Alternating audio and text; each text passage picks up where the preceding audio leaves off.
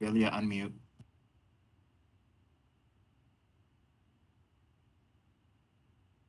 Good evening. The Design Review Board public meeting of September 23rd, 2021 is called to order. Due to the COVID-19 novel coronavirus and the health recommendations from the LA County Health Department, this Design Review Board meeting is being conducted virtually with no members of the public present. The public is encouraged to watch and participate from the safety of their own homes.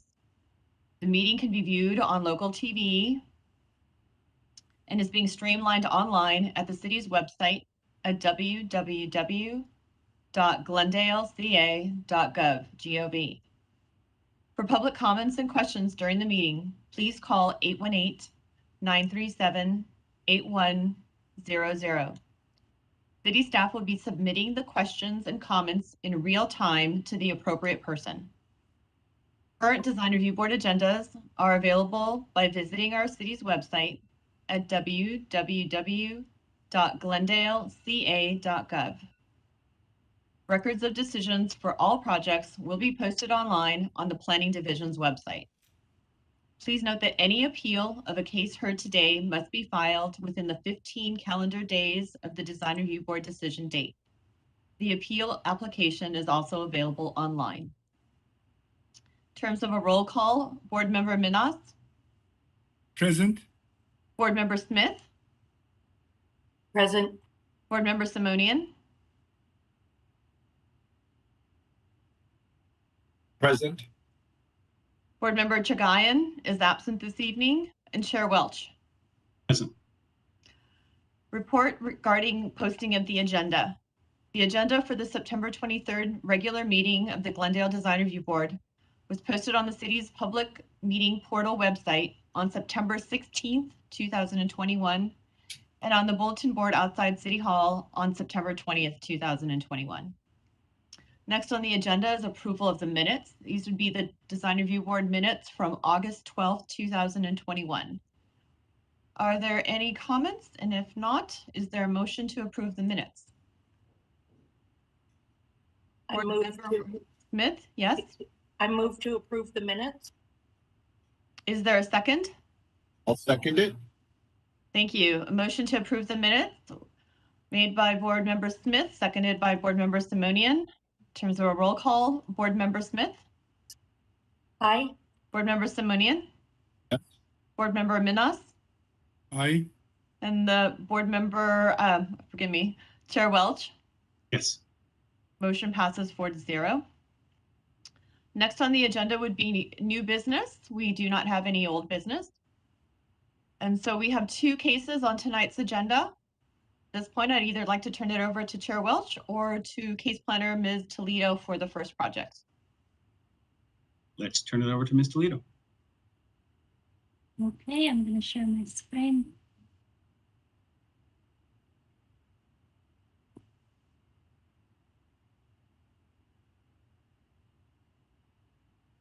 Good evening, board members. This first item before you is a Design Review Board, case number PDR 2113614, located at 515 Pioneer Drive.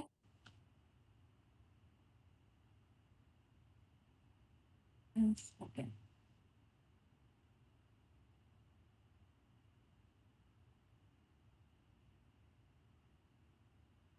The project involves the demolition of existing buildings. There's 3 structures located on the site built circa 1978, totaling approximately 13,500 square feet and associated surface parking lot, formerly owned and operated by AT&T. And the developer is proposing to construct a new 5-story, 298,000 approximately square foot, 100% affordable housing project, with the exception of 3 manager units. This housing development will consist of 340 multifamily residential units designed with within 3 separate buildings and a 2-level subterranean parking garage with 342 spaces.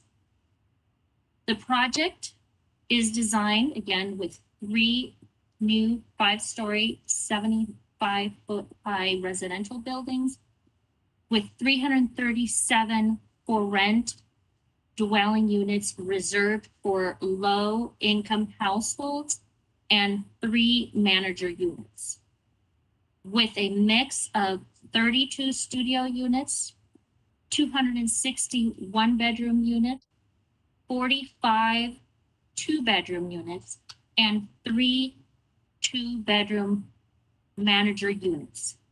92 of the units will be set aside for low-income seniors. On August 10th of this year, the Glendale Housing Authority authorized the executive director of the Housing Authority to execute a letter of loan commitment and lease option with Link and National Core. And the City Council adopted a resolution of appropriation in the amount of $10 million for the funding of the project, as well as approved a density bonus and inclusionary housing plan application case number PD BP 2112447. The subject site is located in the R3050 moderate density residential zone. The lot area is 121,967 square feet, which is 2.799 acres. The existing site, again, all existing buildings and structures will be demolished. There are some views of what is currently on the site of these existing structures. The site is bounded by the 134 Ventura Freeway to the north, Pioneer Drive to the south, North Pacific Avenue to the east, and Kenilworth Avenue to the west. And Kenilworth Avenue has access to an existing pedestrian tunnel, which I will briefly touch on later in the presentation, that provides access to the park that is located north of the site, Fremont Park.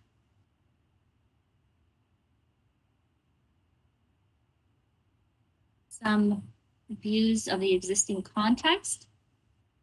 Surrounding context includes existing adjacent gas station located on the corner of North Pacific Avenue and Pioneer Drive, that is southeast of the subject site, the Ventura 134 Freeway to the north, and 1-story across the street residential development, as well as a 2-story developments as well across the street along Pioneer Drive. And there is a 1-story development located, a residential development to the west along Kenilworth Avenue, and an existing, again, pedestrian tunnel on Kenilworth Avenue as well.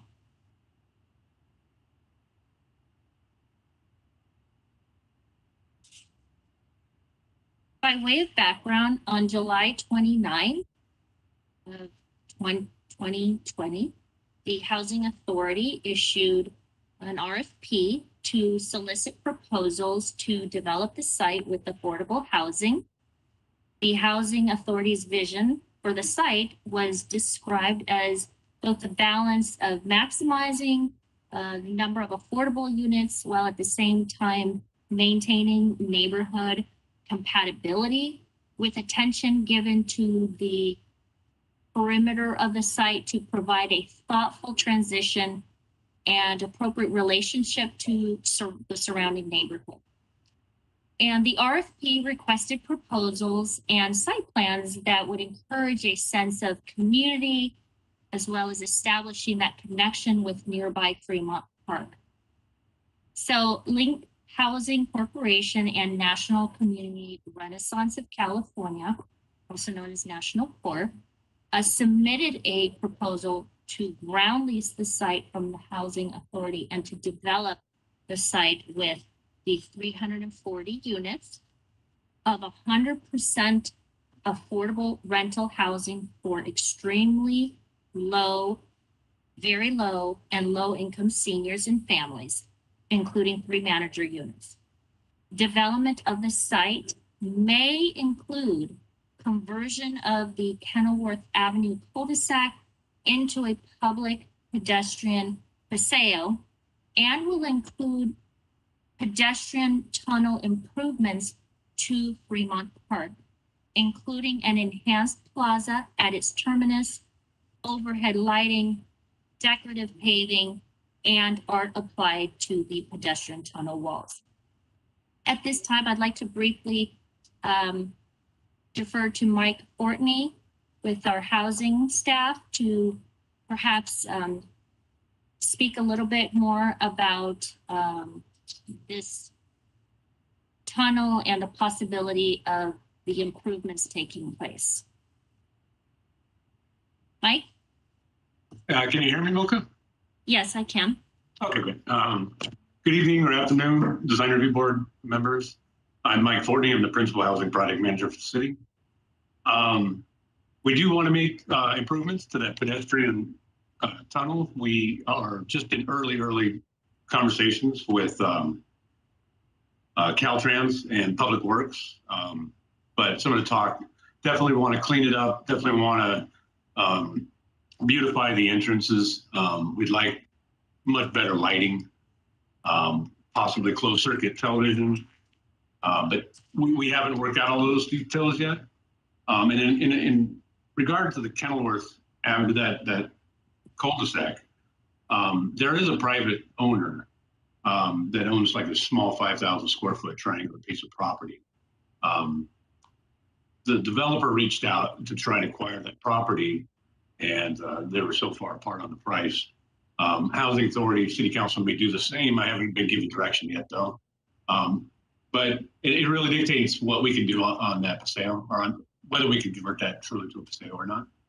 So, long story short, we're still pretty early in knowing what it is we're going to be able to do on that cul-de-sac. But we can, as things progress, we can give you guys an update. Thank you, Mike. So moving along.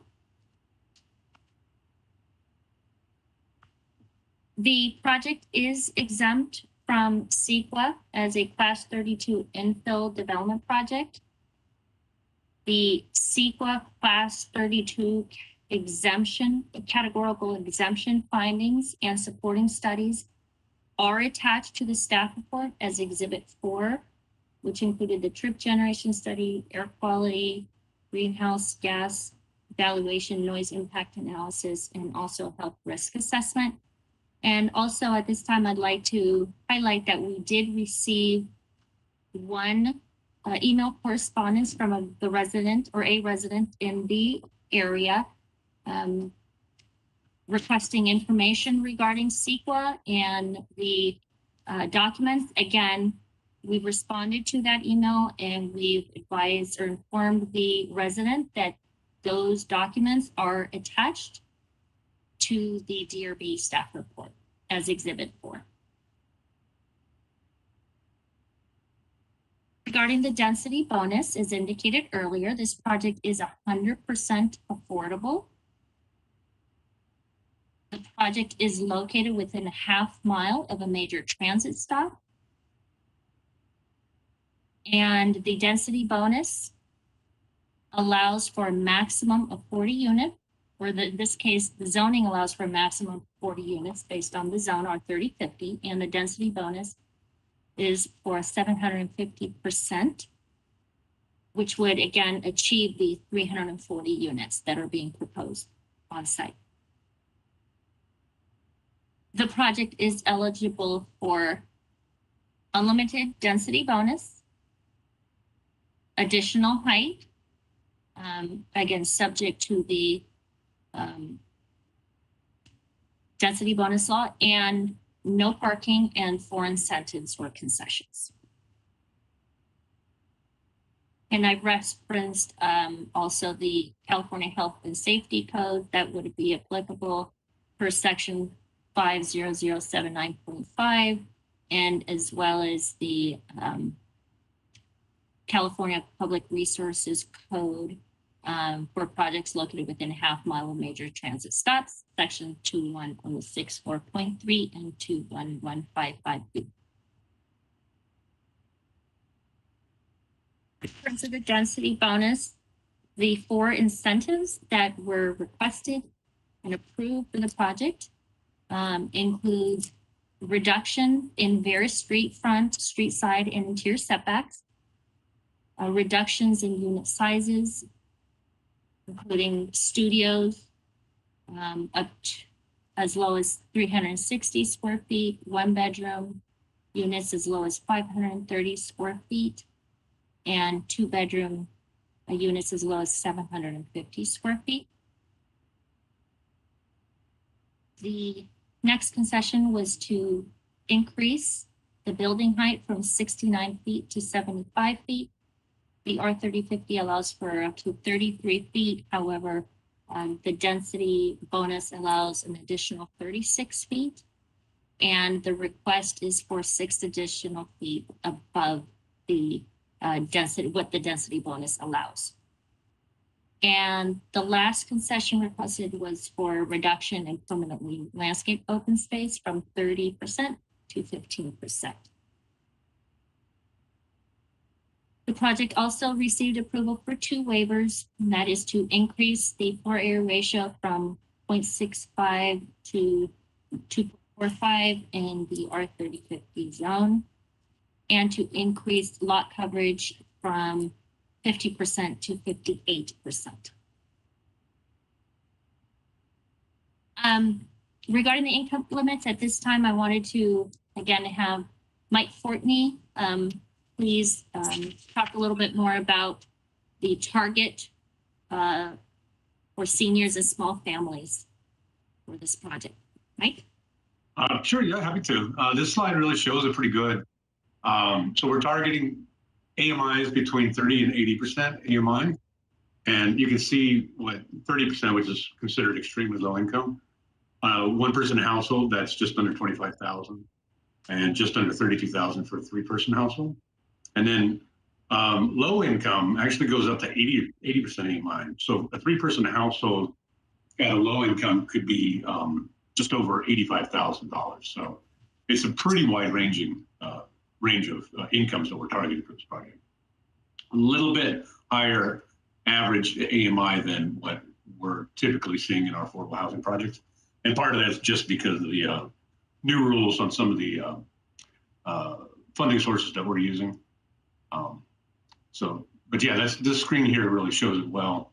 And that translates into rents that could be as low as, I don't have the numbers in front of me, but it could be as low as $500-600 a month, and upwards of about 14, I think, $1,400, $1,500 on the high end for these units.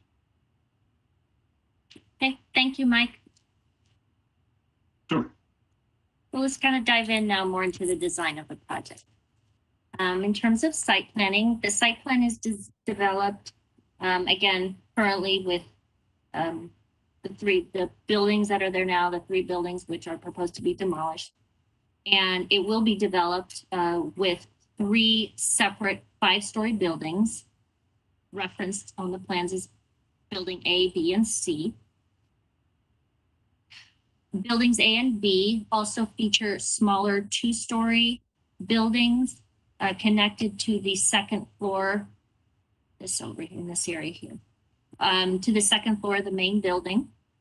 And for purposes of setbacks, North Pacific and North Kenilworth Avenues are considered street front, and Pioneer Drive is considered street side.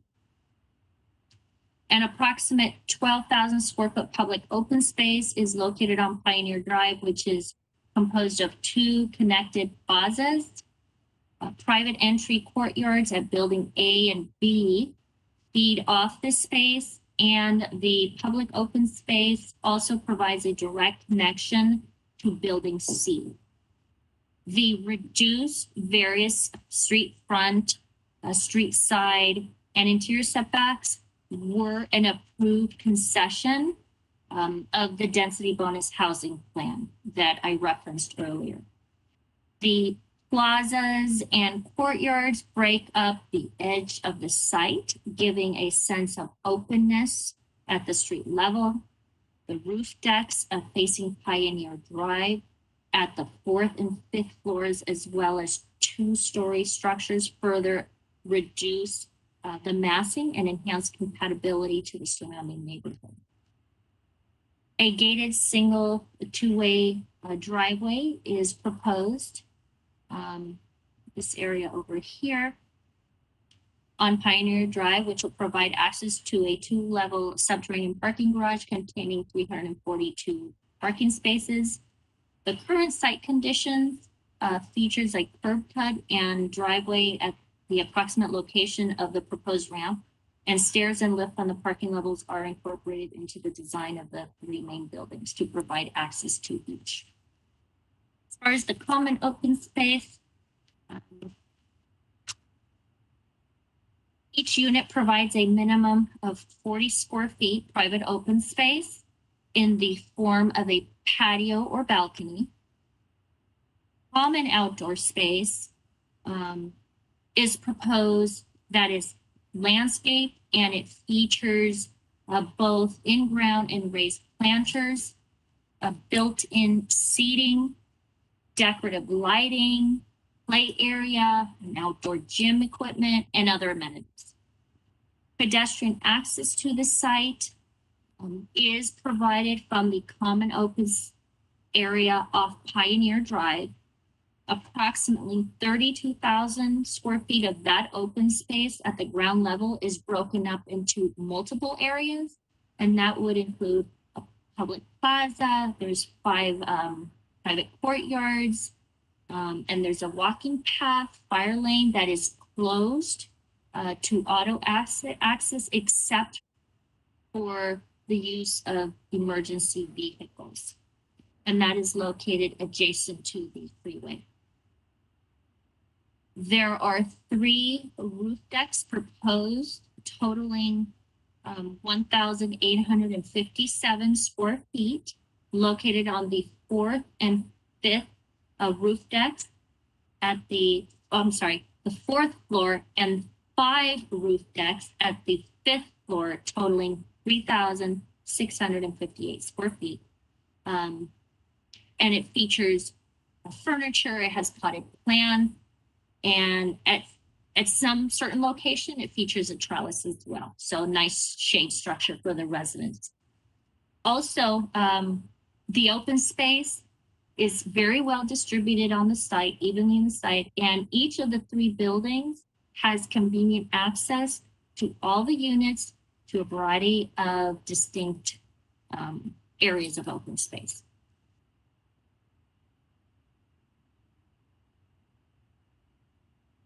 In terms of the landscaping, a reduction in permanently landscaped area from 30 to 15% was approved as a concession, again, under the density bonus housing plan that I referenced earlier. The landscaping features raised planters over the subterranean parking structure and is distributed throughout the 1st floor. It is complementary to the site and to the building's design. The hardscape materials includes concrete, colored concrete, and integrated seating is also included in the design.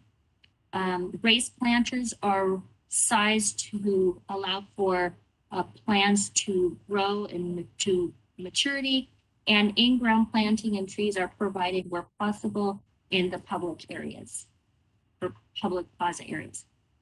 And the landscape plan features drought tolerant and limited amount of turf is proposed in terms of landscaping.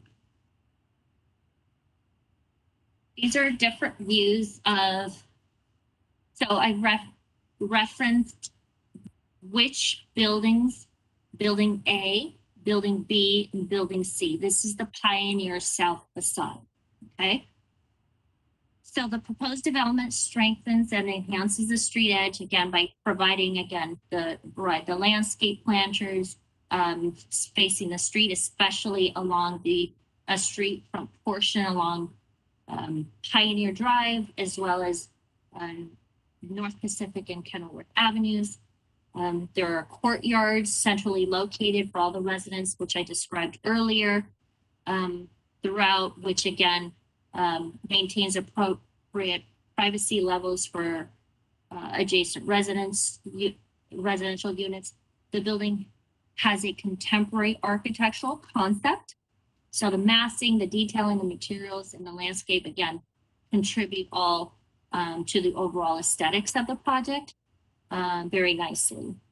The massing, as you can see, is broken up into separate buildings with just differing scales to provide ample light, air, and also blend with the project, blend the project with the neighborhood. So each separate building is designed to have a distinct character through the use of different cladding materials, colors, and stucco, the brick veneers, tiles, hardy, etc. And also the step back roof decks and private balconies give that additional texture and relief to the overall mass, especially along that long Pioneer facade. So the 2-story scale portion integrates nicely along Pioneer, considering that there's a primarily 1-story scale across the street to the south on Pioneer. So again, that 2-story scale portion of the building proposed towards the front on Pioneer Drive provides that appropriate massing relief, and for those taller buildings located behind that 2-story element. And again, it provides that nice transition between the development across the street and the subject. As it relates to the rear elevation, so this, what you're seeing would be the elevation facing the freeway. The proposed project is stylistically, again, contemporary in terms of its design, its use of mix of materials. All of it contributes to that contemporary feel. There's entry courtyards where we discussed earlier for each building. We've talked about the landscaping and the trees, and windows within the project will be flush casement, single hung, and fixed with vinyl appropriate to the style.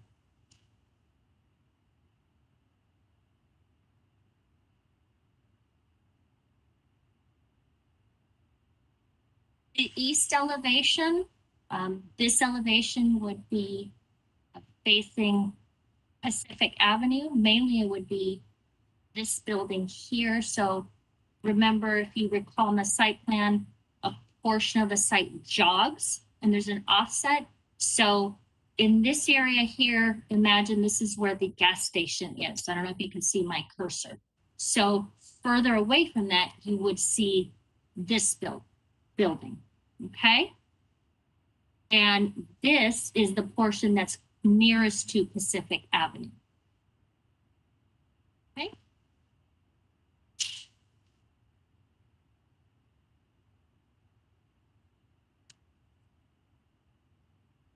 And this would be the west elevation. Building A would be the building closest to Kenilworth. So this would be the facade. This is the 2-story portion of the building facing Pioneer. And then the subsequent buildings, B and C. So the flat roofs I wanted to mention are consistent with the building's overall contemporary design. The roofs are provided at various heights from the 2 to 5-story, creating that visual interest and that important break for this building. Okay.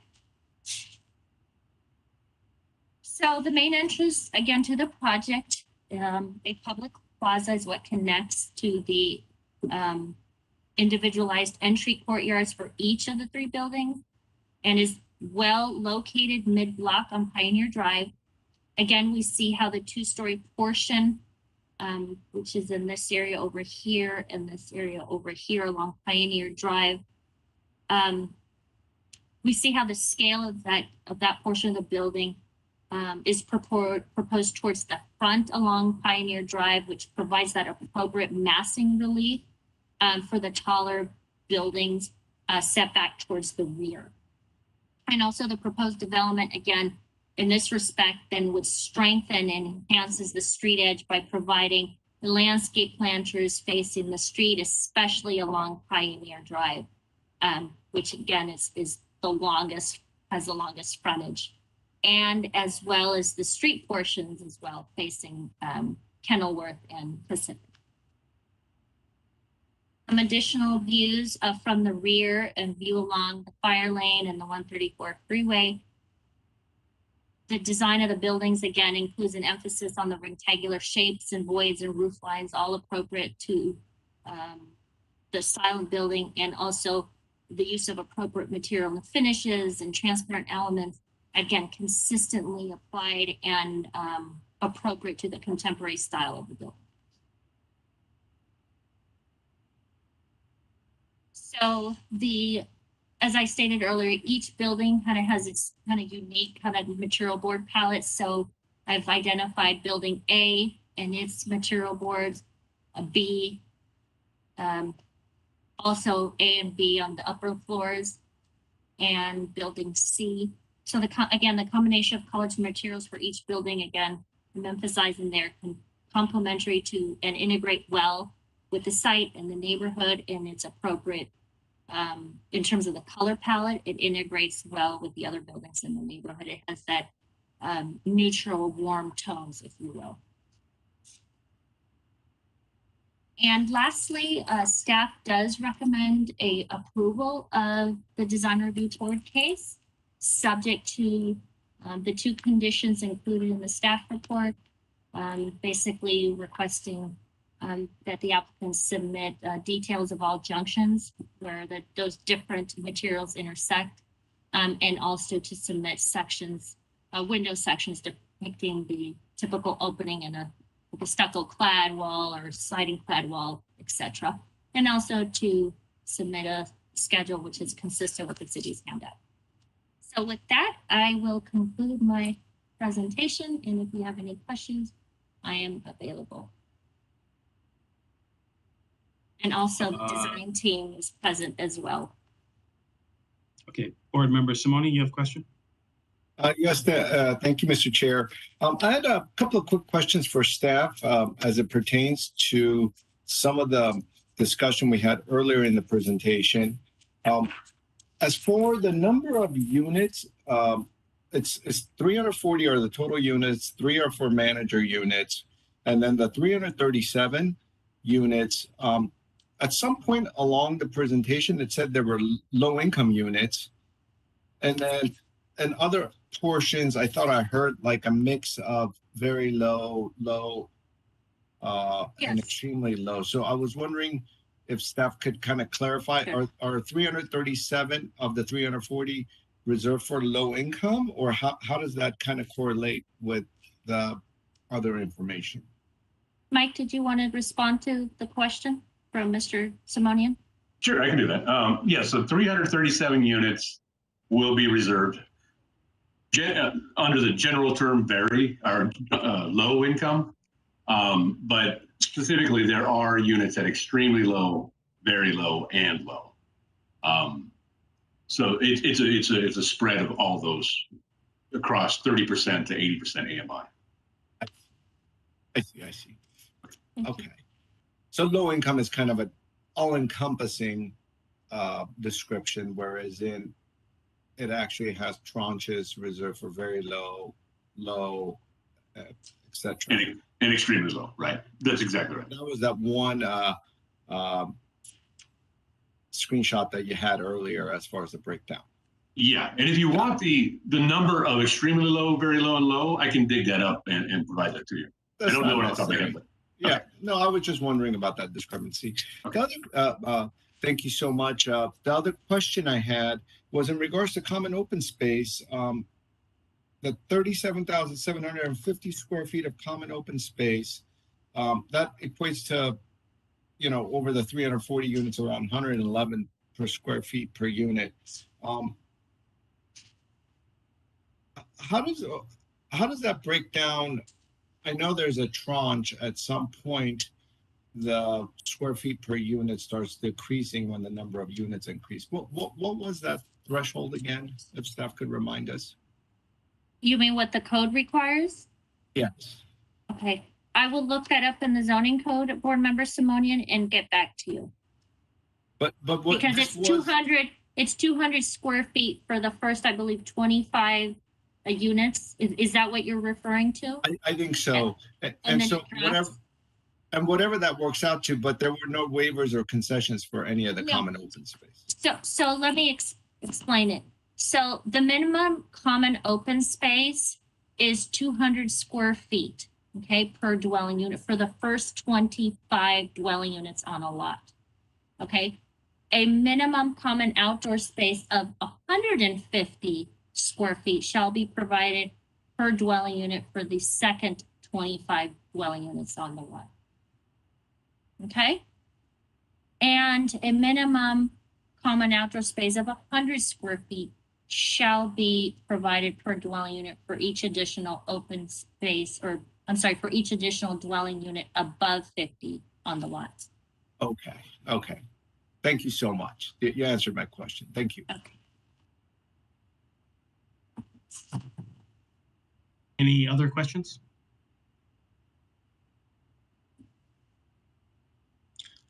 Okay, seeing no hands raised, let's go ahead and move to the applicant's presentation.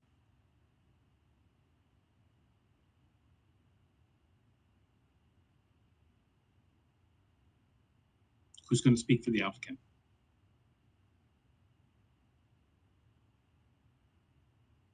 Karen, is that you? Hi, sorry, I was trying to get my camera on. And Milka, thank you so much for that very thorough walkthrough of the project. If you wouldn't mind sharing your screen just with the overall axon view of the project.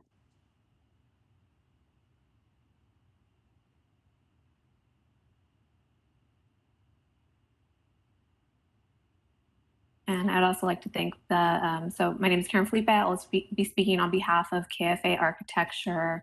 And I would like to also thank the Design Review Board for this opportunity to present our project at 515 Pioneer Drive. So during the RFP, when we started, and I'll just start talking, and as you get it up, then that's fine. During the RFP, when we started looking at the design of this project, we investigated how we could best respond to the site to be a good fit for the neighborhood and to provide the needed density the city of Glendale was requesting at the time and has since approved at the last hearing. We saw this project as an opportunity to create a transition from the high traffic of the Freeway and Pacific to the quieter residential neighborhood adjacent. Low rise, 2-story apartments along Pioneer transition as you move north to the programmed 3- and 4-story decks, some of which feature trellis elements, giving additional, thank you, giving additional texture and relief to the overall mass. As we move further north, the 5-story portions of the building are edged by the walking path. I'll just give a second to get back to the render. Oh, there we go. Thank you. Edged by the walking path fire lane that runs north of the site between our project and the Freeway. As very thoroughly described by Milka, by breaking up the massing into separate buildings with differing scales, we were able to provide ample light and air to the project, and each building has its own distinct language within the constraints of a palette of shared materials, balancing individual identity for the residents and cohesiveness to the community. As we developed the composition of the buildings on the site, we focus on how the in-between spaces could create varied opportunities for outdoor living. Community centers engage with on-grade outdoor courtyards to provide safe and active spaces for families and seniors. and programmed rooftop decks allow residents to relax and look out to the community below. We also wanted to create public spaces the community could share with our residents. This resulted in the spacious plaza on Pioneer, which provides enhanced circulation through the site, as well as a healthy open air space to gather. From this plaza, entry courtyards to the 3 buildings are accessed. These courtyards feature defined paths leading to the building courtyards, to the building entrances. Landscape features, trees, planters, and built-in seating frame each entry and create a focal point. In summary, the project is designed with a warm contemporary architectural style. Varied heights to the building mass facing the street break up the monumentality and create a transition to the neighborhood. Materials specific to each building and massing articulation create the backdrop to numerous welcoming outdoor, public, and semi-public open spaces at 515 Pioneer Drive. And we look forward to seeing this project create spaces where this community can flourish. And I'm open to taking any questions on the design. Thank you. Thank you. So, Ms. Philippi, the building, I understand that there's 3 different buildings here and that there's some variations that have been made, but they still overall kind of look like they are all part of one project. Did you consider maybe even varying up the materials even more to truly make them feel like they were 3 discrete buildings? You know, there was really a balance between having the 3 buildings while still making it look like one project. You know, we do want this to look and like a cohesive project, and we are sharing amenities across the whole site. So with the landscape tying everything together in the front at the plaza, you know, we did want to have difference, but also enough similarities where there was some cohesion to the project. Okay.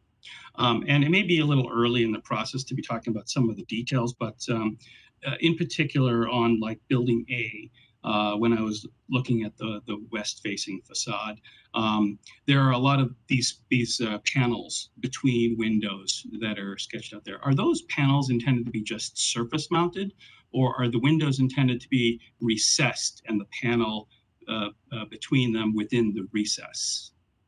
So we are still looking at the detailing of that. And so we did provide some details in the set, but right now the intent would be that they would be flush, that we're not looking to recess those panels. I think structurally it could be challenging.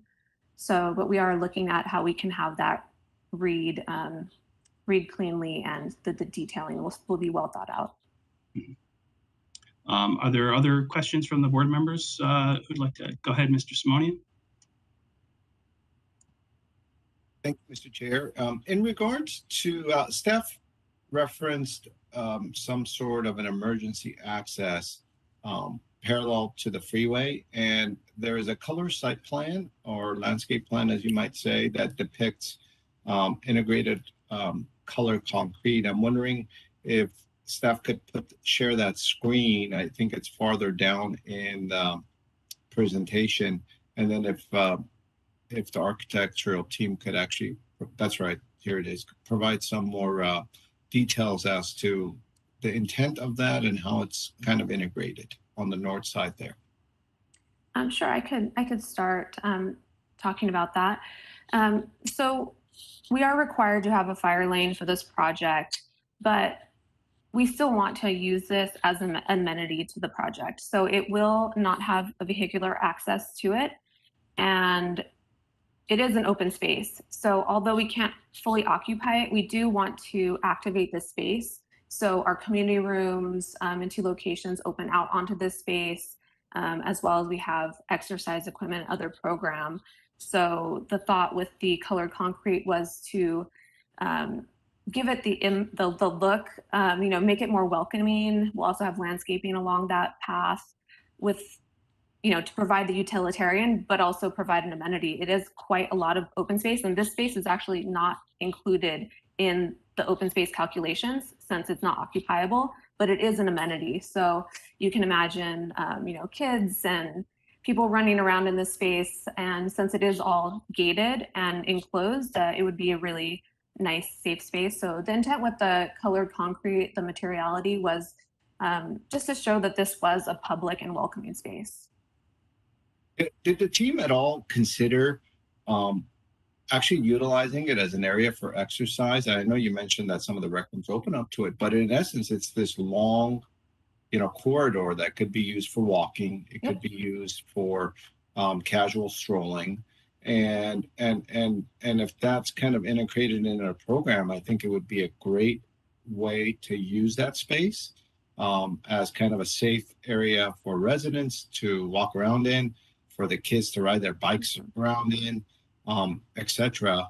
And so if it's kind of integrated and also at the same time energized with that kind of a motif, I think it would really help the community, not the surrounding community, but the residential community that you're. Definitely. No, you're on the exact same page of our thoughts. And we see this, we have a senior building and, how we can create a nice walking loop there. So it will be this passive open space that I definitely see as a great amenity to the building. So we saw this fire lane as an opportunity, and we call it a walking path more than a fire lane, because it's hopefully will never be used as a fire lane, and it will be used daily by the residents. And although it is for our residents and not for the community, we did also provide almost equal space at the front of the site that is public. That whole plaza is for the community's use and is open and is not gated. Okay. Thank you for that feedback. The other question I had was along Pacific, really at the northeast corner, that portion of the facade, you have your exits there right at the corner, and in essence, so if we're looking at the bottom right, we have this kind of blank wall right in that kind of 5-foot setback area. What was the mindset with kind of not putting as much detail in that one corner area? So I think that, we're open to looking at this elevation further. There are quite a few elevations on this project, and this particular area is pretty busy. The traffic is going by quite quickly in this area. There's no reason why we couldn't do something additional to this facade. So I'm happy to look at that.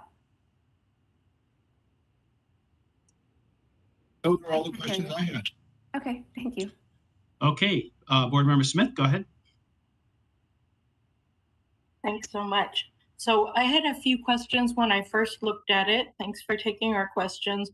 One was regarding whether or not you all prepared sight lines from the studying what the views to the mountains from the existing one-story single-family homes. What would happen to those sight lines?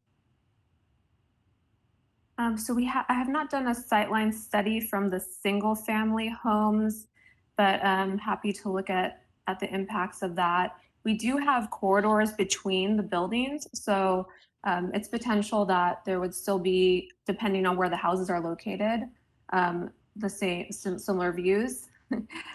We do step the massing back, and I think that the 3D view, you see it really, we did provide as much setback from the street as possible, while providing the approved density with the 340 units, having those 2-story buildings along the street, hopefully trying to creating the best transition given the size of this project. But as far as sightline studies, we could take a look at that and see just the reality of what we have. Thanks very much. I think that would be appropriate because views to the mountains, especially from the existing context in this neighborhood, where I think of the 7 developed properties that face it, 6 are single family homes, and of those 6, each has a front porch. Many of them have chairs and so forth. So it's pretty evident that people probably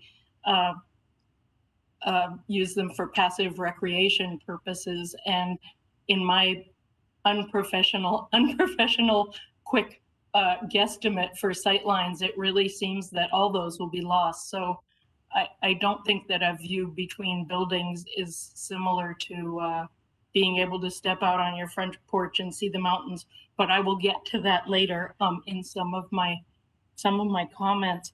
I'm curious, and perhaps I missed it in the packet. Are the gates and fences detailed in the packet we have? There were callouts for the gates and fences. They'll be fairly transparent wrought iron fences, separate or creating limiting the access into the controlled areas. But they will not be along Pioneer. They will be further set back at the entrance of the courtyards. Okay, thank you very much. And I'm a little concerned, I'll just say out of the gate, with the still haven't worked out the details when this is the only time I believe we will see this. So I guess we'll move ahead with the review. Thank you very much for your responses. Thank you. Board Member Minas? Yes, thank you, Mr. Chair. Just wondering, for the purpose of transitioning from Pioneer Drive north, you have two-story low-rise structures along the front before the 4 and 5-story buildings in the back. I'm just wondering, the middle building doesn't have any two-story in front of them, because from Pioneer Street you'll see, directly the 5-story structure. Is there a reason you eliminated the third two-story structure in front of the middle building, or it was the limit of the units that was allowed?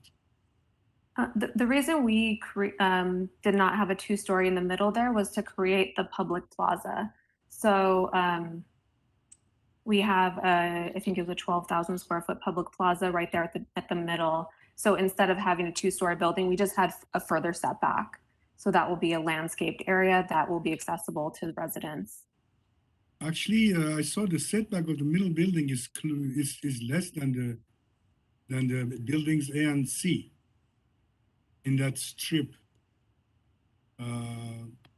that approaches Pioneer Drive. It does, the massing does articulate in and out. So there is a portion where it does step forward and then it does recede back again. You're correct. Thank you. One other follow-up question I had, and I'm not sure if you're the person to ask it of, but I noted that because there was no parking required in the building, but you are providing approximately 1 space per unit, is the plan to decouple the parking in any way from the units and to charge a separate rental fee for that, or would that not be allowed or copacetic with whatever your funding requirements are? I'll leave that one to someone on the development team. Mike, maybe. I'm happy to answer that. Now, the parking, we were not required to provide parking for the project, but it would have been, I think, irresponsible not to provide parking for the project. So the Housing Authority required the parking for the project, so there'll be no decoupling. And in our experience with seniors and small families, 1 space per on an affordable project seems to be about right. So that's what we went with. I think it would have been irresponsible to do anything less. Okay, very good, thank you. Okay, I think that is it. Was there any other follow-up, Ms. Toledo or Mr. Platt, that you wanted to make to anything? I just wanted to remind the board that because Glendale doesn't have any view protection ordinance, requesting a sightline studies based on view issues is something off the top of my head we can't ask for, but we could certainly check with the city attorney if the board makes a decision to look in that direction. I can respond to that if that's okay. It's mentioned in, I think, 2 of the 3 applicable design guidelines that I've been reviewing for this: the South Glendale Community Plan, the Town Center, I think, Town Center guidelines, and then the, I have one more. Oh, and the comprehensive design guidelines. So those things are mentioned. To be taken into consideration, but we couldn't mandate any changes based on that, is my understanding. Thanks so much, Mr. Platt. Okay, very good. Ms. Midas, do we have any callers? Yes, Chair Welch, we have one caller, Mr. Tom Nazarian. Mr. Tom Nazarian, you're live on the air with the Design Review Board.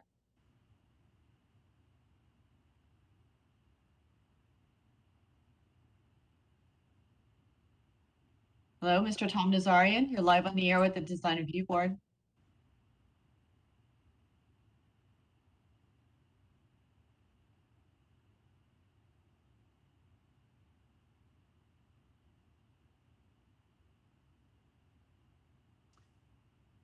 Perhaps he dropped off. We ask that anyone who wishes to speak on this item, please call at 818-937-8100 and you'll be connected. And I do not see any other callers. If you'd like to wait a moment. I think we should just proceed if it was only the one caller. Hopefully, if they dial back in, we can suspend deliberations and reopen the public hearing if they call in. So with that, I will at this moment in time close the public hearing. Oh, we have one caller joining us. One moment, please.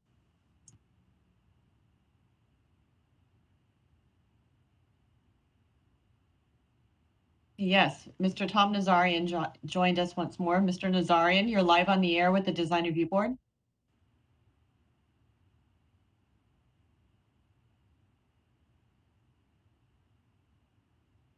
Hello, Mr. Nazarian. Hello. Hello, you're live on the air with the Design Review Board. Yes. Good evening. Can you hear me now? Yes, we can hear you now. Okay, perfect. Thank you. Good evening, everyone. I really appreciate for your time and going through this design, this colossal design. I have a multiple questions. So I guess my first question would start like, any of the board members have been in the site? Have they walked around? Have they looked at our Pioneer Drive? That would be my first question. Because that makes sense. If you're making a decision for this colossal project, at least I hope somebody been there and walk around the neighborhood. The reason I'm saying this, because I lived in Pioneer Drive for 12 years. I have a 2-year-old and a 4-year-old kid. The neighborhood is a very relaxed, nice, calm neighborhood to some extent. And if you add up the entire population of Pioneer Drive, Chester, Doran, and Kenilworth, you will get around 600 people. So for me, I like to understand, is there any studies done that having this colossal project right there that is going to host around 1,000 people, what is going to be impact of the rest of the 600 single home residents? Is there any study done there? Because I asked this question about from Mike Fortney. By the way, Mark, thank you so much. You always respond to my questions. And I said, like, has Glendale or any neighboring city built a colossal 340 units? Because based on my research, the biggest units that project has been done is a 97 units at the 123 South Isabella. And he got back to me and he says, no, there's no 340 units. We haven't built any 340 units. The closest one is going to be 120. I mean, there's not closest. It's going to be 127 unit that is proposed for the East Broadway at 920. So we have 3 times bigger than something that is proposed to be built in future. Doesn't that concern you? Because I like to go and see it and observe a 340 unit project, or it's being built somewhere, not to mention in a narrow drive, and see how the traffic is getting absorbed, how the in and outs getting of the commuting getting absorbed. I could tell you from my day-to-day commute that I cannot make a left turn on a Pacific from a Pioneer Drive anymore. It's almost impossible if you're not getting in an accident. So Has been any study done? My next question is, have you guys obtained any reports from police, Glendale Police Department, to see how often there is an accident on the corner of the Pioneer Drive and the Pacific where the gas station is? Has been any report required to find out what is going on every other week on our corner? My next question is, on such a narrow drive, and it's a drive, it's not a street, when you park two cars, you could basically there's enough space for just traveling one car. And then we're going to have a lot of seniors on that building. And I'm sure it's going to be a lot of ambulances and fire trucks. When they come and they block that street, because there is no other way to go around it, what we been thinking about this? How are we going to manage the flow of the traffic? Because when I'm driving in that Pioneer Drive, if another driver comes in, either I have to go to right or he has to go to left, so one need to pass. Have you guys thought about that? I see the design, that's time. and there is no green space on that design. I understand there are like some spaces here and there, but I don't see any green space. But besides that, okay, Mr. Nazarian, I think you've used up your time, and I'll address a couple of your questions here. Yeah, but I have one last question, if I may. Okay, one last question. Okay, on September 8th, Wednesday, I sent an email to Planning Commissioner asking did this project reviewed by the City Planning Commissioner? And I received the email from Mike and says, and I'm quoting, to answer you, Mike responded to my email on Thursday, September 9th at 12:10 p.m. Quote, to answer your question, the proposed project did not go to the Planning Commission. It went directly to the City Council and Housing Authority. It was properly noticed. My question, why it didn't go to the Planning Commission? 2, what it means it was properly noticed. We haven't got any notice. The entire neighborhood didn't receive any notice that this is bypassing the Planning Commission. And okay, next to gas, yeah. Yeah. So let me talk about some of the questions here. Sure. So first of all, thank you so much. I really appreciate it. Okay. All right. So as the Design Review Board, our job here is reviewing the design of the project. Many of the questions that you asked don't really relate to us. They are not within our purview. Things like traffic and police, et cetera, are not within our purview. And this particular project, being an affordable housing project, goes through a different standard. And really, a lot of the decisions made here were done at a level like at the City Council and documented and required by state law. So we don't have a lot of authority on things like density and units here. But I can assure you, each one of us did go and visit the site. We looked at the neighborhood, we walked the neighborhood. So we do our work in terms of trying to assess the impacts of the design and the massing and the scale of these projects on the neighborhoods. And within our authority, we will work towards trying to measure the impacts and mitigate it as best we can under the design guidelines that are the law for the city. Okay, so with that, I will give the applicant a chance to rebut because obviously a number of questions were raised.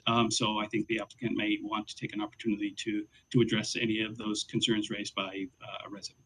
Chair Welch, Yep. would you prefer to have the other callers speak prior to the rebuttal by the applicant? Oh, are there more callers? Okay. Yes, there are a few more callers that joined us. All right. Okay, very good. Let's go to the next caller then. Great, thank you. The next caller is Mr. Eric Lockham. Mr. Lockham, you're live on the air with the Design Review Board. Good evening. This is Eric Lacombe speaking from 604 Pioneer Drive. Can you all hear me? Yes, thank you. Okay. Thank you, Chris, for clarifying that the design review process is focusing on how it's going to look, how it's going to affect the neighborhood. One thing I would like to see from the design review is a better in-depth study as to how this project really will affect the neighborhood. I think that there's a lot of just like guessing and stabs in the dark there's certainly got to be comparable projects within LA County, possibly even freeway side projects, so forth, that are abutting single-family homes like mine. And so I like the project very much. It looks very nice. It's very professionally done. It looks like it'd be a nice massing, a great in and out mix. I hope that, there's a lot of people that are happy if they build it and move here, but we all have to consider what's going to be the effect on our neighborhood, including the new residents that move into this. Now, where I sit, I will lose my view, and I thank you for clarifying that views of the mountains lost will not be considered. It's not something that, I forget what you said, but Glendale does not use that as a factor in letting these projects go ahead, I think is what I heard. Now, one thing that we can hopefully do is work more closely with Caltrans as well, because I don't know if anybody really is clear on what Caltrans' take is on this, and if we actually have had good communication with Caltrans and what they're willing to do to help the project if it does go forward, such as possibly there is a large embankment along the north of this project that rises up to the elevated freeway and has had quite a few trees removed over the past years due to disease and decay. And can we ask Caltrans to submit a proposal? Now, if I was living in one of these units, I would be facing north possibly, and I would have a great view of the mountains. I would also have a great view of the city of North Glendale there, but I'd also have a great view of the freeway. And the buffer, in my opinion, would be to landscape that embankment. Doesn't affect me at all. I just thought I'd throw that thought out there. Also, I'd love to see that the project does go through, that the maintenance of these yards is professionally maintained throughout the life of this project, meaning 50 years or more, that we do not have it turning into a decaying project for whatever reason.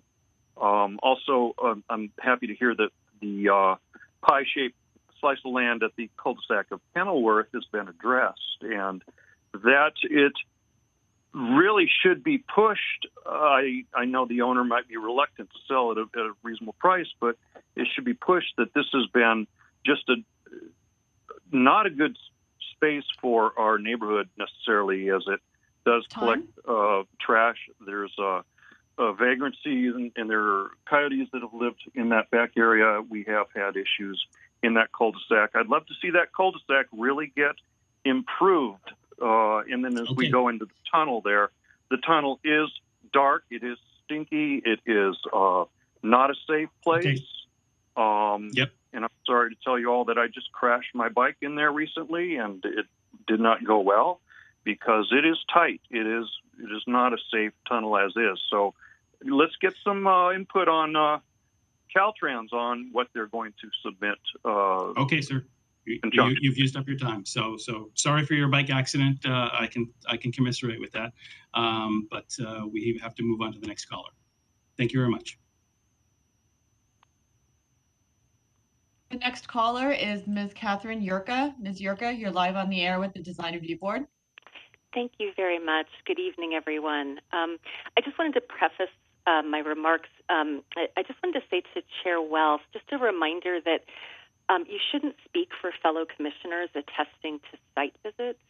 Commissioners don't always make it, and so I think it actually would be a useful thing at the beginning of every item on the agenda for each commissioner to state whether or not they visited the site, spoke with the owner, the applicant. That is pretty standard policy at some other cities. It's troubling to me, I think, that so few people are calling in because so few people from the neighborhood, because the impact on them, and I think you especially heard the distress in the first caller's voice, is really going to be quite severe. Not everyone is really attuned to how city processes work. You may get a notice from the government and it doesn't really register with you. I know there's not a lot to be done about that at this point, only to emphasize education. I did call into City Council about when this project came forward for the density bonus. They awarded 4 concessions, which is what the state required. I did point out that this project does not involve 4 concessions. It involves something like 15. And that's because each variance, each setback concession was treated under an umbrella rubric of setbacks. And that's not how it should be. And I think it was very troubling to me that the city chose to handle this project in that way because of the impacts on the neighbors. And I've been assured that moving forward, the city is not going to lump all of those concessions together. That they are going to treat each one separately. And so instead of the 15, you really will get 4. I am not an architect. I am not a designer. I don't see the compatibility of this. And I think the lack of compatibility goes beyond the enormous height. I don't see the transition to the neighborhood. I see, cheap materials. I see something dreary. And it may be that if you want to house 300 individuals and families who can't afford market rents, that this is what you're going to get. And that's okay. I understand that, and I do think that providing affordable housing is really important. But my question to the Design Review Board is, does it need to be like this? Can the city get something better from the developer that would be more neighborhood friendly? It's not going to preserve the mountain views. I understand that. But I just, with the fate I wish on Scott Wiener, the state senator who's passing all the housing legislation, is that he had to live here because it just seems very grim to me. And it would be nice if there was something that could be nice for residents, nice for the neighborhood. I don't know how to do that, but I just wanted to call in and express solidarity with the neighbors who are going to be impacted by this. Thank you very much for your time. Thank you, Mr. Next caller. The next caller is Mr. Greg Shields. Mr. Greg Shields, you're live on the air with the Design Review Board. Thank you. Thank you for the presentation, Board. I'm also on Pioneer. I've been living here for a little over 20 years and the same plot, same space. My concern is this. The project is good, but it's too much. You're going to put together 340 people at one sitting, and we typically will know that 340 people will quickly turn into 600 people, assuming there are couples in some of the units, and maybe couples with small children might be there, who knows. But we're talking about 700 people roughly on the street. We're right across the street, south of the project. You just cross that street. As Tom was mentioning, the street is very narrow. It's a drive, not a street. There's only about 23 people there. It's a very small place. And we're going to flood that now with 340 plus individuals that have a right to be someplace. But I think this location was chosen only because it was available. And had it been less available, the site may have been something smaller, something more reasonable to deal with the single-family homes on Pioneer. I think the design is great. The location is terrible. I think that should be looked at again. And this time, perhaps give us notice. We didn't get notices going up until the last minute. And we had to harass 2 councilmen and the mayor in order to come out and tell us what was going on long after some of the approvals were done and some of the commitments were made. And I understand SB 9, SB 10 may be in the way, but it shouldn't happen quite like this. So I'm upset with it. Most of the neighbors are upset with it. They don't want to see it happen. And Tom is very upset with this, and so is Eric. And we have people like that. I appreciate what you guys are doing, but unfortunately, you need to be here. You need to walk the streets, drive in at night. I'll escort you. Drive in at night, see what the traffic is like, what the population is like, where people go, 9 to 5, and how busy it really is and what's taking place. Children going down Kenilworth to get to the park from school, public school around the corner. They'll walk to the park to play tennis or just to go to the park. Classes lined up. That's going to disappear because the traffic won't allow that to take place. So I'm a little concerned and upset about the way this is being handled, because it should have been handled properly right up, come out of the gate. We should have known long before now what this is going to be. It's not about the design, it's about the volume. And it's also about the street. It's a drive, it's not a street. It only holds 3 cars, and that's it. So, we can't do much with it. But part of me can be a little upset about this, but I think it's going to change a lot of things, but not for the better. Thank you for your time. Thank you. Yes, that is our last caller. Last caller, okay. All right, so I will then give it back to the applicant to address the concerns and comments provided by the public. And Chair Welch, what time would you like for the rebuttal? How much time? I think just 2 minutes is pretty standard, so. Thank you.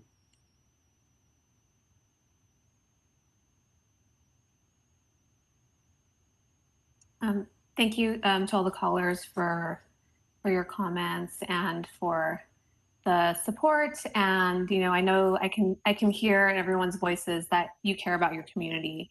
And as we were looking at this project, we were really thinking, how can we add to this community? How can we bring more families, seniors, intergenerational, just really bring more vibrancy to this community and create spaces where there will be safety, where there will be opportunities for the residents of this project, as well as for new relationships to form. We have this large plaza, which will create another path to just walking on the sidewalk to Fremont Park.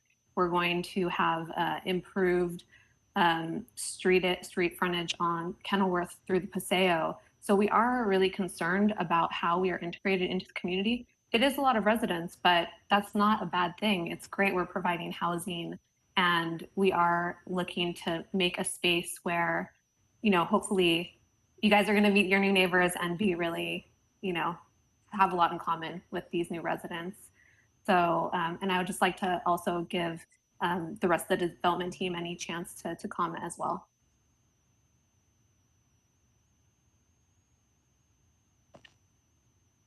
Hi, Karen. Thanks. This is Luis. I'm Luis with Link Housing.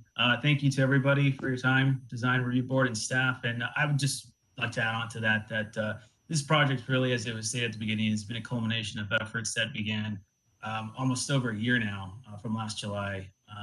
The design team has worked extremely hard to work together with staff to put together a design and a project that is going to achieve and hit a lot of the goals that were crafted in the initial request for proposals. And Karen touched a little bit on that in great detail, and Milka as well. Connectivity, compatibility, community amenities. We've worked very hard over the course of the past year to put together something that will be integrated and mesh well with the existing community. That's all I really wanted to add.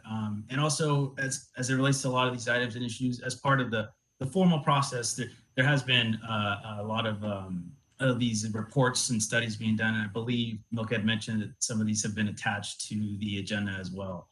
So definitely the project has gone through some of those formal processes.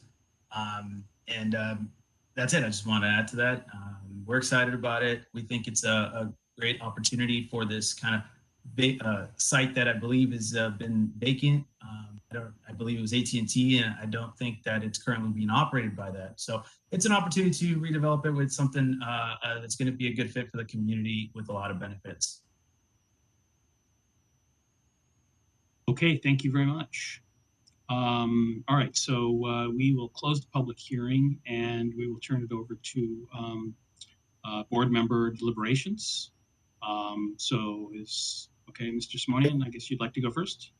Well, I just had one last question for the design team before you closed the, well, I could ask it to them as well, what the closed session. One of the perspectives in the architectural package is the view along Fire Lane, depicts the north rendering, the north facade rendering, and then it has two dashed lines. And I'm wondering, the lower one, the lower dashed wall, I assume is the freeway wall, but I'm wondering what the top dash wall is, or what is that? It's page 29 of the PDF.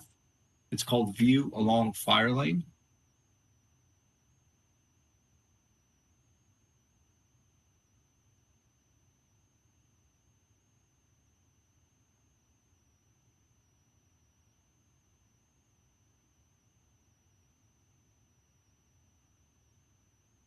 It's page 29 of 43. Yeah, as Milka's getting to that slide, you know, we were, I think, with this rendering, trying to show the building, but also at the same time show that there's a portion of it you're not going to see. The freeway embankment is higher, you know, so it's not in line with the lowest level of the project. And so really what we were looking to show is, you know, what we're going to see are the top levels of the building, and we're not going to see the entire facade on that side. So that was the intent of that. So the bottom would be the freeway. The bottom line would be the freeway, so like the street level of it, and then the top would be the embankment wall. Freeway level that you drive on, the surface that you drive on is a lower dash line, and then the top dash line is the top of wall at the top of the embankment. Is that right? Yes. Okay. And the other question I had is going back to that north fire lane. Is there any landscaping proposed along that northern portion of that fire lane at the moment? So the fire lane is butting right up to the Caltrans embankment, which is landscaped. So we will be benefiting already from the full-grown trees that are on that. Thank you. So it's not shown on this slide, but north of our property, there is an embankment with existing trees and landscaping. We aren't able to landscape right along the fence line, as this is the fire lane, but we will have a landscape buffer along our building side. So is that going to be a block wall on that northern? No, perimeter? it will be, it's going to be a short retaining wall, like a foot or two, and then wrought iron. So you will see the embankment.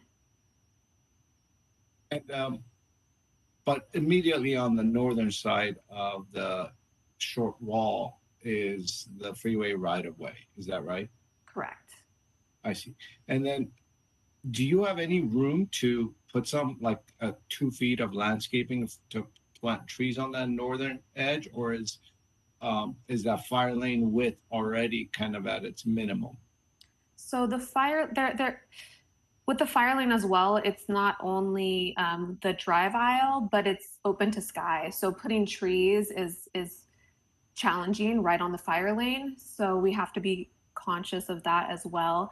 We are at the minimum for most of the fire lane, but you know, we're always looking for opportunities as we're working with the fire department, if there is any flexibility to incorporate even a little bit of landscaping along the north side. But the areas that are possible are pretty small, and I think it would be more shrubs than trees at that location just because of the canopy.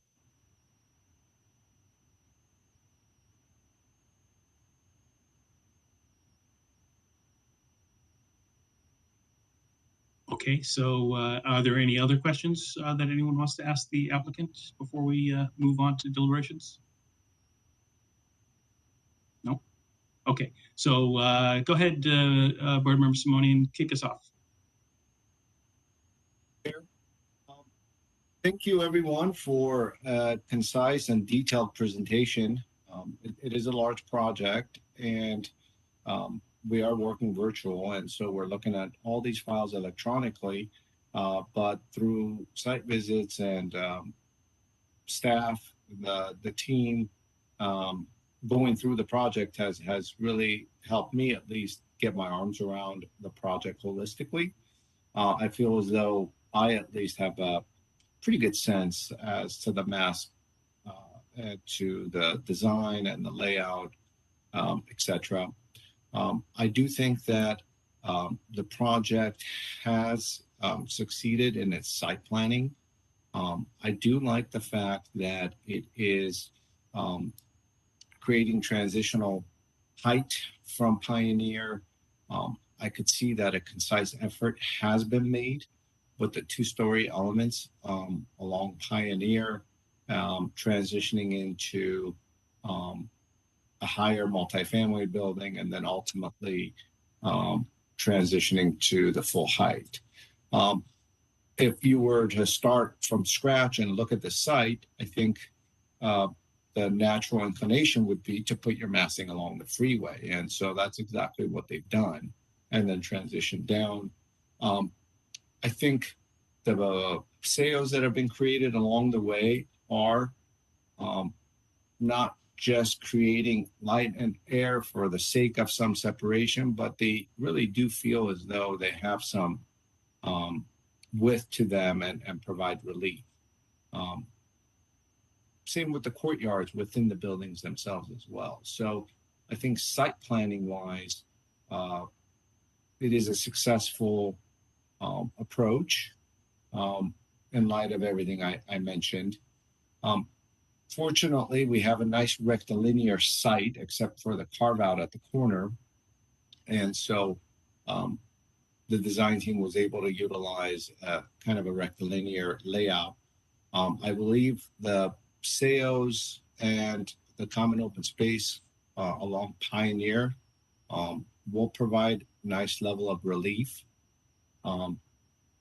And in general, I believe that the project meets the city's intent, which is to create affordable housing. And so the details of the material, etc., have to really be in line with kind of the intent of the building, and they are. I think, you brought forward some thoughts about what could be added to it. Well, yes, there is room, but at the same time, it is a 100% affordable project, and so you got to kind of weigh the pros and the cons. I think, in general, if I could obtain the transitional height, if I could, obtain the transitional massing, if I could have a project that fits into the site, that's well integrated, I would take those than, let's say, some other factors that we may push for in other circumstances. In general, I think the materials and the colors and the massing, as I'm looking at the axonometric at the moment, work. I do think that northern fire lane is an opportunity to utilize it. I would hate for it to kind of turn into this kind of background situation where it's just the back house, it's always dusty, it's never utilized, etc. I think it could be integrated into the project as an exercise area, as an area for kids to ride their bikes in, etc. So the more landscaping is integrated in the area, the better it will be utilized and the more friendly it'll seem, especially as we begin to kind of programmatically look at the recreation spaces along it. I think the city could perhaps work with Caltrans and maybe landscape the northern portion past the property line. I don't think Caltrans will object to that, but in a sense, putting appropriate landscaping as much as possible to really create a buffer, with visually and also with noise, etc., is a good thing. So overall, I support the project. I think we need affordable housing, and this is a nice, 2.8 acre site right next to the freeway that has good access.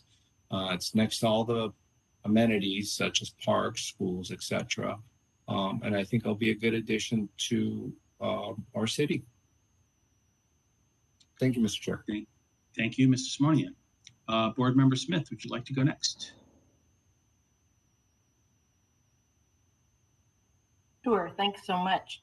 I have a few things to start out with, and you won't be surprised that I have a lot of things that are tied to the applicable design guidelines. So I think there are a lot of good things about this. Placing lower buildings in the front is absolutely on the right track. Breaking up the volumes into smaller buildings with different finishes is commendable at all. I think I'll get back to finishes hopefully, and I do believe, and I think it's our part of our mission to create affordable and low-income housing in Glendale, and I think we should all care about this. I think everyone has demonstrated interest in this. That said, this design, while well presented, seems to have been driven more by pro forma than by compliance with the applicable design guidelines. I'm not sure whether the designers were steered toward the South Glendale Community Plan, its town center specific plan, or the comprehensive design guidelines as they relate to multifamily. As I have made clear previously, the sightlines concern me. I will get back to that.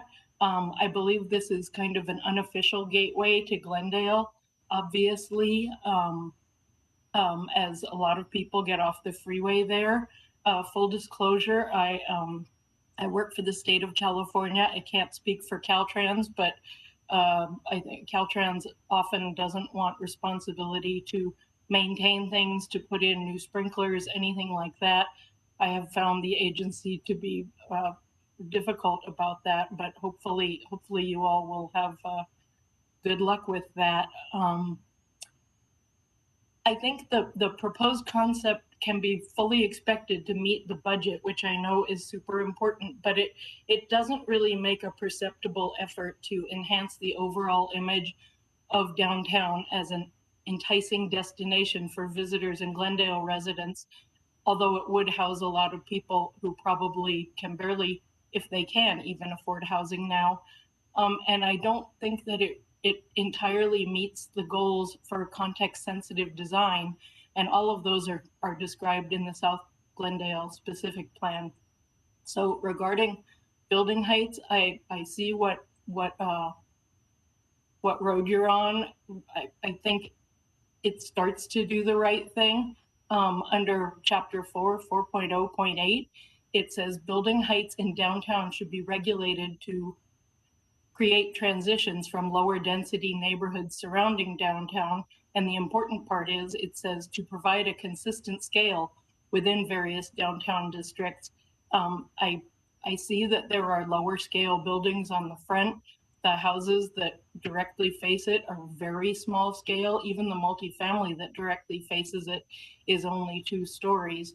So it further states that while community benefits may permit maximum building heights or allowable FAR, they should not produce buildings that are out of character with the surrounding neighborhood and the surrounding neighborhoods. I am concerned that this concept, it's more of a complex, is out of character with the surrounding neighborhood. 4.0.1 addresses open space and states specifically that open space strategically to enhance and protect significant public views of the mountains and create a continuum of public and private open spaces in downtown is mentioned on page 4-8.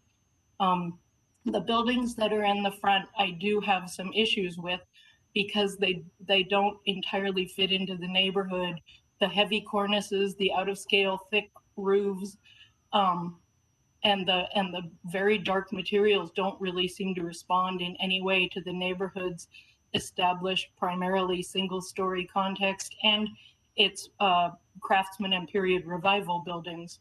As I have said, the existing multifamily setting is low scale as well. I think that the taller mid-rise buildings unfortunately lack some articulation, detail, and visual interest. It was concerning to hear that these things haven't been worked out yet since, as I said, this is our review. Some of the ideas that I have to add to these features would be to look at hierarchies of window sizes and types more rather than having the exact same window types on different elevations, considering the use of canopies of sun type, or for this, perhaps using vertical fins that would provide shade and some visual animation might be a way to go. It's obvious this location is very tight. I was concerned I did not recognize a loading area for move in and move outs. I recognize that people in these may not move as much as market rate, but that street is tight as it is. And I think it would really behoove this design to have some sort of move in, move out loading area. As I mentioned, I'm concerned about blocking views.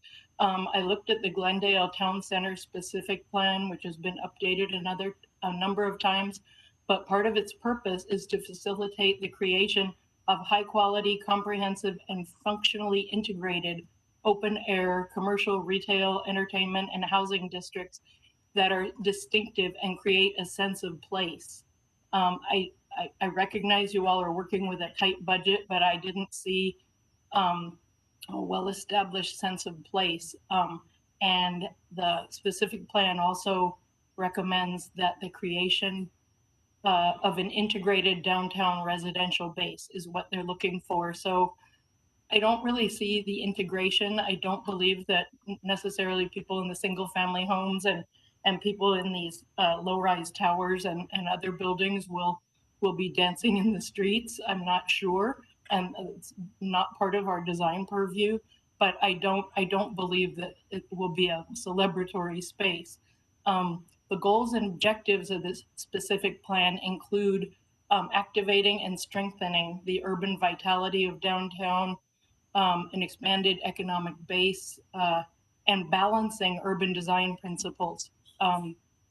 Another is creating high quality, comprehensive, and functionally integrated, as I said, open air, including housing developments that's distinctive and creates that sense of place.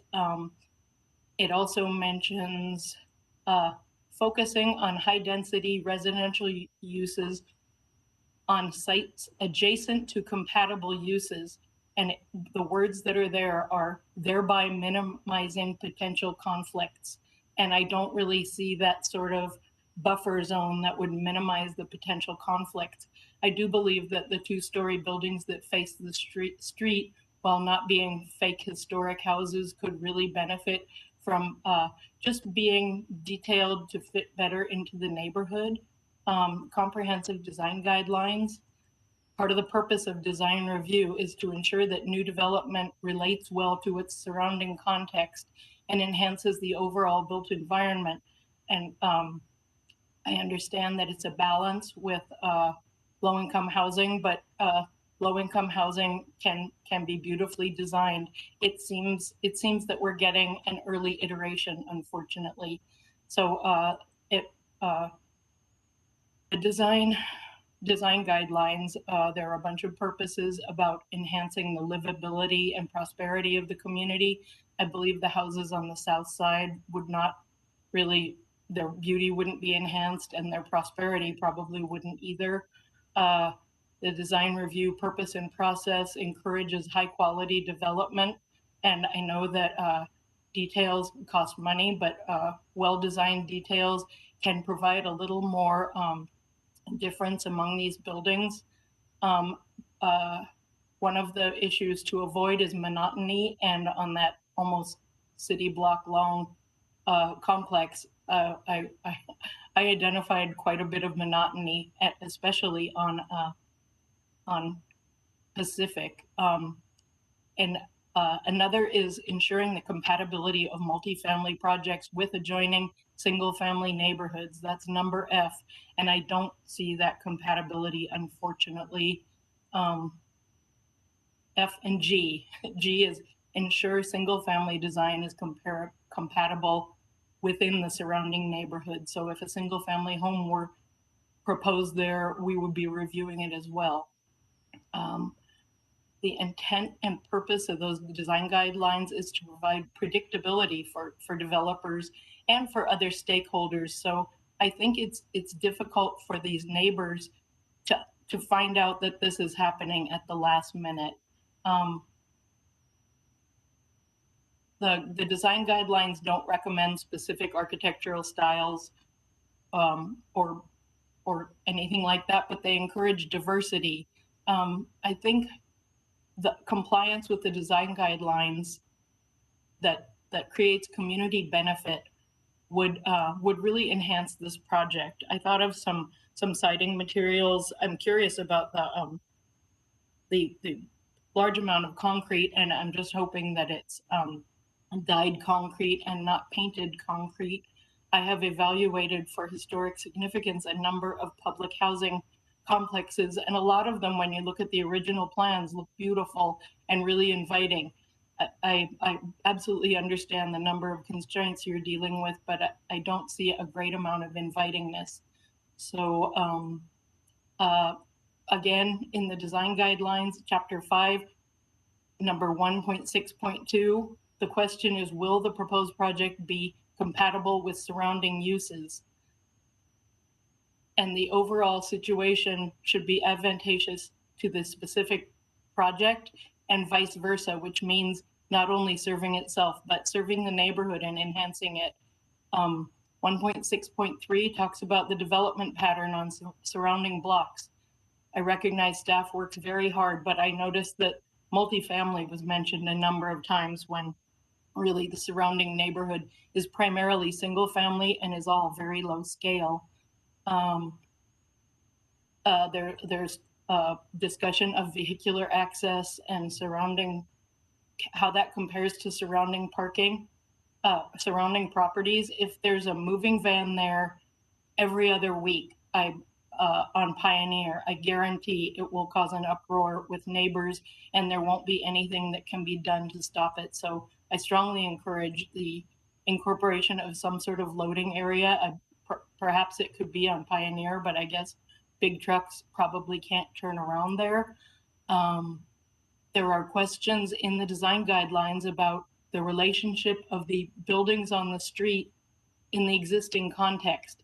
And I think that this design, while successful in its own right, doesn't really look carefully at the existing context, the common characteristics that are apparent in that neighborhood, such as the front porches and so forth. And you don't need to repeat those characteristics in a new development, but the overall look should be respectful of what exists in the neighborhood in order to fit in.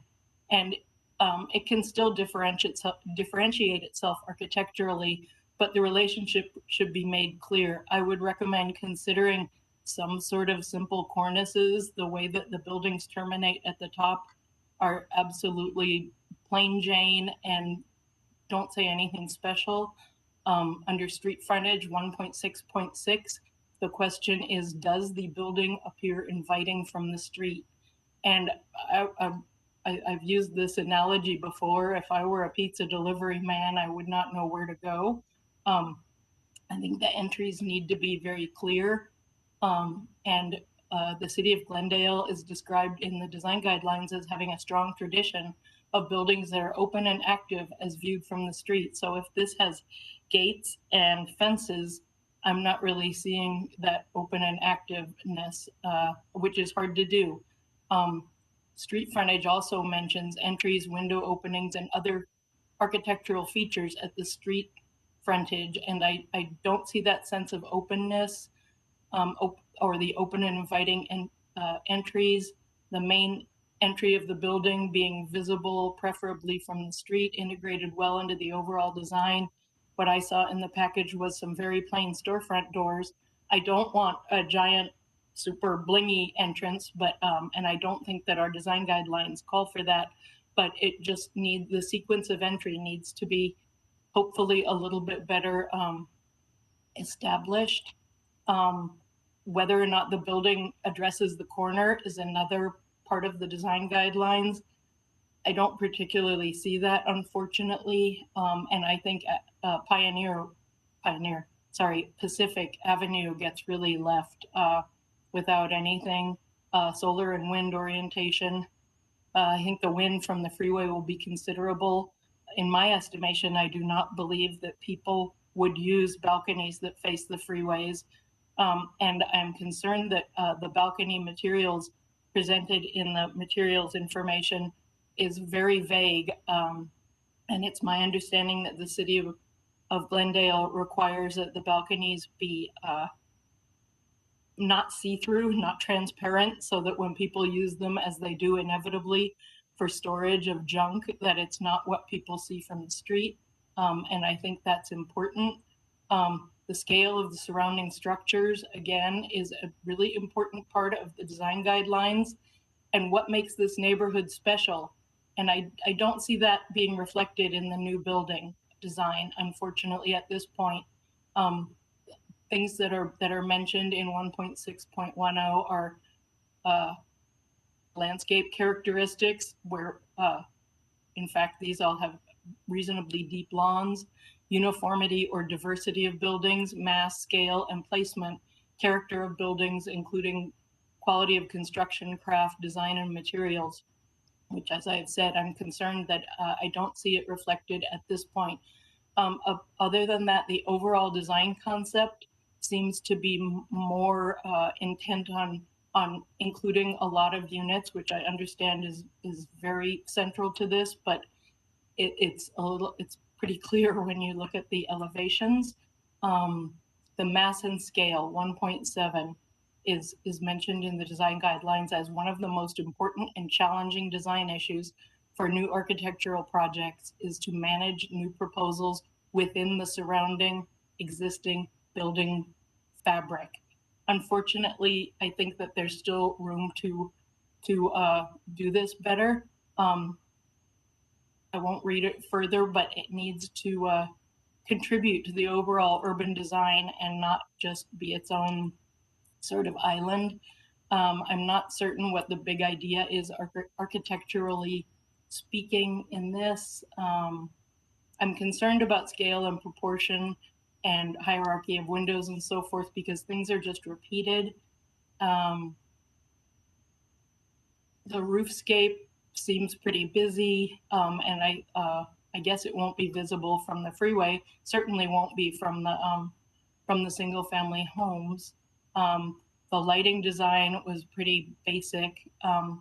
So in closing, especially for compatibility with the town center community plan, this project could very easily be more compatible with the existing setting and with the community in terms of its height, scale, massing, materials, hierarchy of windows, their sizes, their types, the facade modulation, and especially the animation of blank walls. I know that was a long talk. And I hope, thanks, Velia. Okay, thank you. Bill, you were raising your hand? Yes, Chair Welch, board members. Just in case there's any confusion regarding the town center description, there is a town center specific plan. The town center specific plan applies to the Americana. The South Glendale Community Plan, which has not been adopted by City Council, there was a motion to have staff modify the South Glendale Community Plan to bring it back at a later date, so it has not been formally adopted. The EIR for the South Glendale Community Plan was adopted, however, it's being challenged in court, so that has not been finalized. But just to clarify, the South Glendale Community Plan did include the Pacific Avenue Gateway District within its concepts. There are 4 urban centers that were noted in the South Glendale Community Plan. The category that is called town center does include the Pacific Avenue Gateway District, which would encompass this entire project site, and then also the Pacific Avenue Edison project site. So There is a description in the South Glendale Community Plan for this particular district designation. But again, the plan itself has not been formally adopted by City Council, though there are guidelines in the South Glendale Community Plan. Just wanted to make sure that's clarified, because in case anyone's listening thought, oh, the town center specific plan, isn't that by the Americana? Yes, that is its own separate specific plan. Okay, thank you. Board members, can you make it quick, please? Yes, I will. I can't hear you. Thank you so much. I appreciate that, Ms. Vilia. I think it would be extremely helpful if the staff reports explained exactly which design guides, which specific plans and so forth apply and why, rather than we as volunteers trying to figure that out, because it's a lot of time that we spend doing this. I speak for myself. I figure the other design commissioners also spend a lot of time trying to figure this out. Okay, thank you very much. Board Member Minas, you have the floor. Thank you, Mr. Chair. Basically, I like the project, and it is going to provide, the greatly needed and demand for low housing in this community. I believe that the project will have some enhancement in the quality of living for the residents of the new complex, and of course the surrounding neighborhood. This project, again, being next to Freeway, and of course the taller portions of the project facing the Freeway, it's a great design. I appreciate the very comprehensive design that the architects have provided for this. This project is very close to public transportation, and there's a park nearby. And anything other than this type of projects probably would not be appropriate next to the Freeway. I mean, nobody wants to build a single family house next to the Freeway, but this type of project, I think would be appropriate for the location that has been selected. And I appreciate the transition from Pioneer Drive northward of the building masses, 2-story at the front, and then transitioning to the taller buildings in the back. Again, besides being too detailed about the colors and the artistic features of the buildings and the quality of the material that, of course, would be used. Again, every project has its own economic, considerations, and of course, the material used for this type of project cannot be the high-end type of material. They should look at the economy of the project and then select the material, finished products, finished materials and the colors, considering the economy of the building. Overall, I support the project with the enormous need that the city of Glendale has for low-income housing. And I really appreciate the very comprehensive staff report and very well-thought plans that the architects have prepared for this project. Thank you, Mr. Chair. Thank you. Okay, for my comments, I also appreciate the presentation and the work by the applicant and all the various city agencies that have been a part of this. This is definitely a public-private partnership, bar none, and obviously the scale of the project is certainly quite large. And I do feel for the people in the neighborhood that they're going to be having this very large neighborhood next to them. But at the same time, we do need the housing. I support affordable housing projects. I support this project. But I want to make a comment that I don't believe that an affordable housing project, because it is an affordable housing project, should be any less quality than any market rate. As I understand the economics of affordable housing projects, which I actually do pretty well, the applicant will be spending a market rate cost on building this building. It will not be built any less expensively than a typical market rate building. And so I don't think that we should be giving them a pass on using decent materials and following the guidelines. The applicant and the architect really deserves credit for taking a program of such scale, of this number of units, and doing it in a very responsible way. I think from a massing perspective, they have done a very good job breaking up the building how they have, with the two-story buildings on front facing Pioneer. I think having view corridors and what they have done with the open space, I think they did a really good job in terms of that aspect of it, working with such a massive program, colossal as one of the callers called it, but doing it in such a way that it's not overly massive. That said, I do agree with Board Member Smith on a few particular points. The entranceways are not very clearly articulated. It does not really call itself as an entranceway from Pioneer. So I do think that bears some investigation.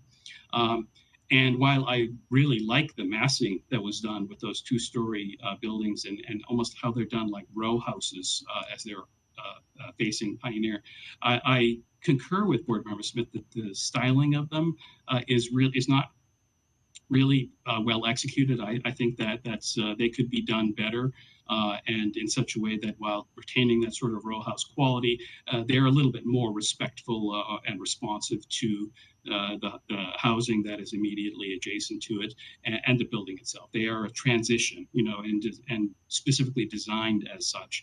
And so I think that they could be just better done as a transition. But my biggest concern really goes back to the architectural detailing.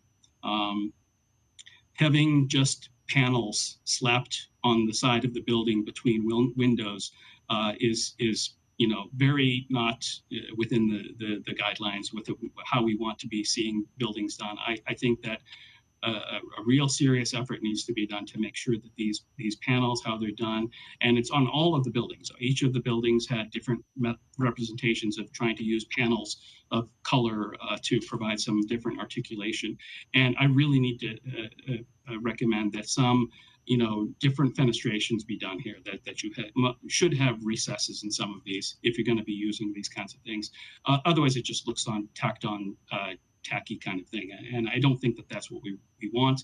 I don't think that KFA has a reputation to do.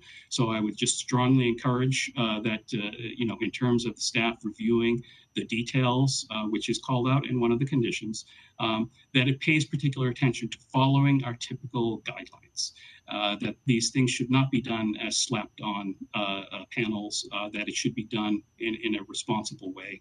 And with respect and quality details. I don't think that we should give way to cheap details just because it's an affordable housing project. So those are my thoughts. Does anyone care to comment or provide any other responses to any of the other board members? Board Member Smith? Thanks. I really appreciated your comments, and I am working on crafting some conditions based on everyone's comments. Is there any concurrence from Board Member Simonian or Board Member Minas on anything that I or Board Member Smith had said?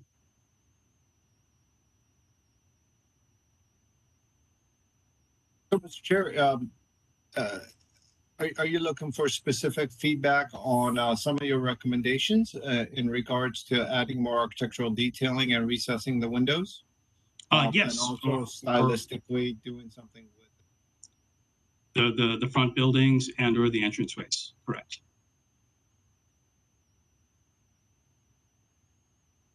parts of the windows. I do think that they could be easily recessed to provide depth. As far as the articulation of building design for the language, what do you have in mind?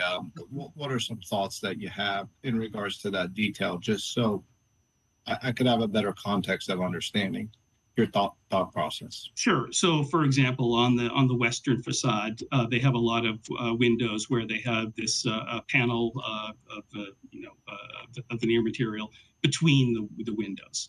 And the applicant stated, or the architect stated, that those were intended to be just surface mounted, and that the windows would be flush mounted. In a particular case like that, where they are having that sort of detail between these windows, I would think that the surface of the windows and that panel should be recessed from the main plane of the stucco to provide some relief from there. So some difference in the fenestration at those places. That was one of the things that I was thinking about. And similarly, it could be done at, where they have balconies that are already recessed. I believe that they're showing some panels above the balcony doors. So that's, a repeat of that kind of a treatment.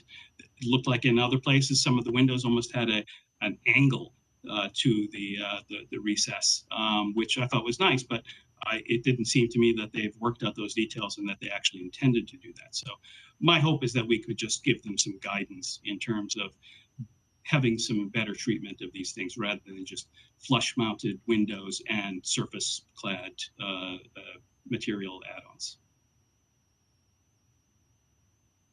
Yeah, and I do think that recessing the windows will certainly add quite a bit of depth to the facade, and it should be easily accomplished. That will not be hard to do the nail-on recess with typical details. And about the overall detailing of materials, etc.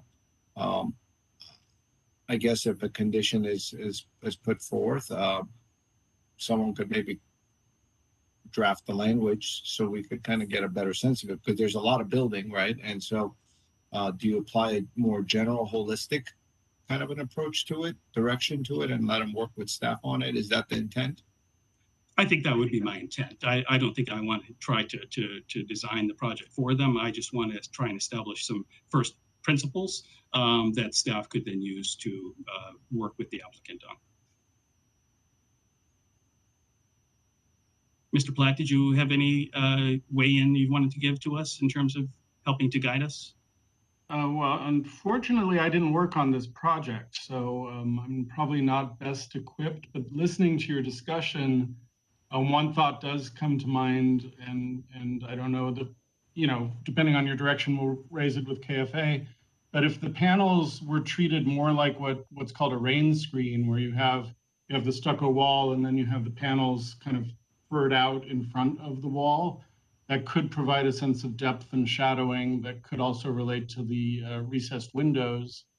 If that's a direction, I think we would need a little more guidance in terms of your specific ideas, unless we just say that the flat applied concept of these panels isn't working and we have to come up with something else. But in terms of the geometry of what that looks like, you'd have to tell us if you weren't happy with that, then we could move in a different direction. And the other comment that I think Board Member Welsh and Smith mentioned about the two-story buildings, if you do want those to be articulated differently or designed differently, if you could give us any guidance on that, that would be really helpful. Go ahead, Board Member Smith. Thanks. My recommended guidance, thanks very much, on the two-story buildings would be restudy the two-story buildings to be more compatible with the existing small-scale neighborhood.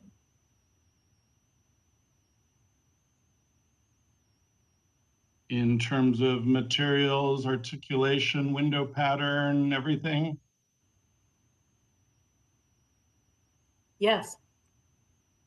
Okay.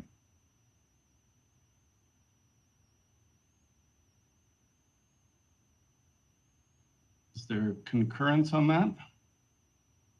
I mean, it's a little generic, but I think that, I can give KFA a fair bit of discretion here. They're a well-known and successful firm, so I think that's the only thing I would add is just to give it more of a sense of a transition, so that it is not just something that stands out, because the colors, the angles of those roofs, they were quite different than the rest of the project. And so I think that's something that is a little bit more intended to be a transition between them. Okay, well, we'll craft a rather vague condition, knowing that KFA has the arsenal of talent to kind of make it happen.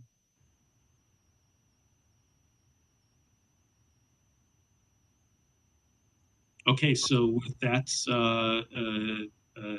Chairperson Welch, I do recall there was a comment early on by Board Member Simonian regarding providing more landscaping along the northern perimeter adjacent to the freeway. Is that still something that the board would like to consider if they're able to do so without compromising requirements from fire department?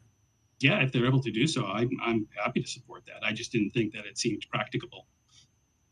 The architect said there were limited areas. I thought we might turn that into one condition where we just maximize the usability of the fire lane space and maximizing landscaping wherever possible to soften and enhance the area. Yep, that sounds good.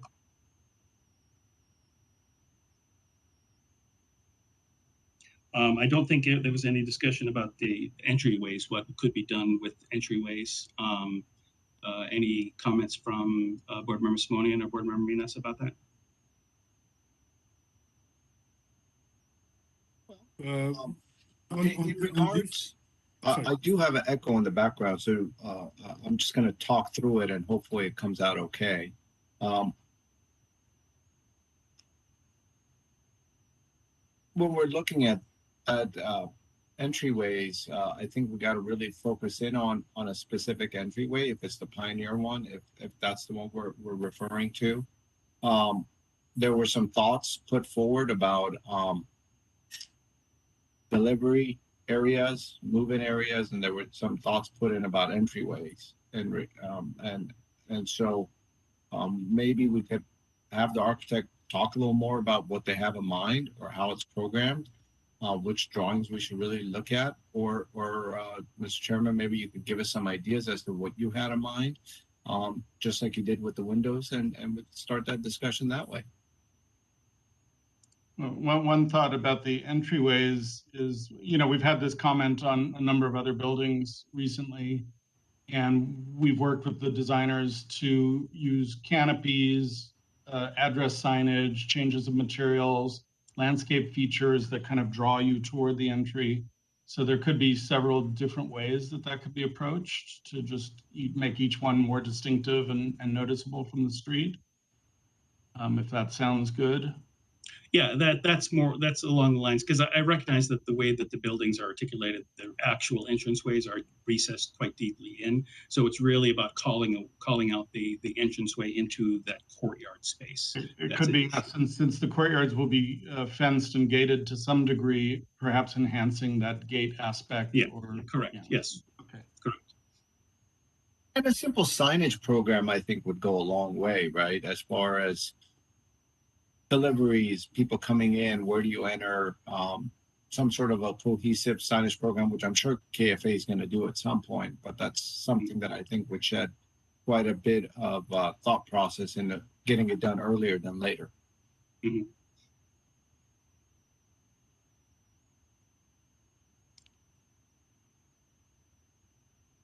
So, Mr. Platt, with that, do you think we have a set of conditions that we can talk about here?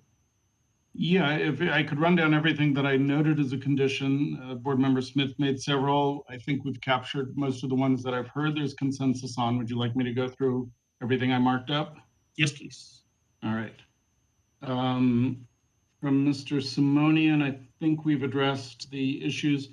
It was also mentioned that we should try to work with Caltrans, and I think Board Member Smith said that that was not a likely scenario. It's not really I guess I don't know there would be any problem making it a condition if we just put it in as attempt. I don't think it needs to be a condition. How would you follow up on that, Mr. Platt? Oh, we'd call you. You have an inside angle there, right? Sure, I take all phone calls. I don't necessarily think that needs to be a condition. You could do it as, some It consideration. doesn't need to be a condition. I think the idea was try to energize programmatically that fire lane, which I think would be to everyone's benefit. And if possible, maximize landscaping where possible, which would happen anyways. But I don't think we need to go in a condition as in work with Caltrans. Okay, so I don't think that's a good use of it. I will strike that from my notes. Going on to Board Member Smith's recommendations. There's concern about the hierarchy of window sizes and placement. I didn't hear, except for the issue of recessed versus flush and how it's going to interface with the surface design. I didn't hear anything about that. Consider canopies. I assume that means at the facades over the windows. Consider vertical fins. There was no traction that I heard. Loading zone, we discussed a little more. Is there no signage perhaps? And I don't think I got everything, so forgive me, Francesca, if I missed a few things. Consider simple cornices at the tops of the buildings. Or some other articulation. Or other articulation. The entryways being made more clear, we've discussed, and we'll have a condition for that. Something about the roofscape being busy, but I'm not sure if that was a condition. You kind of backed away from that a little in terms of visibility. Lighting design is pretty basic, but we didn't hear any specific recommendations. Is anyone concerned there? That's all I have for Board Member Smith, but like I said, I may not have caught everything.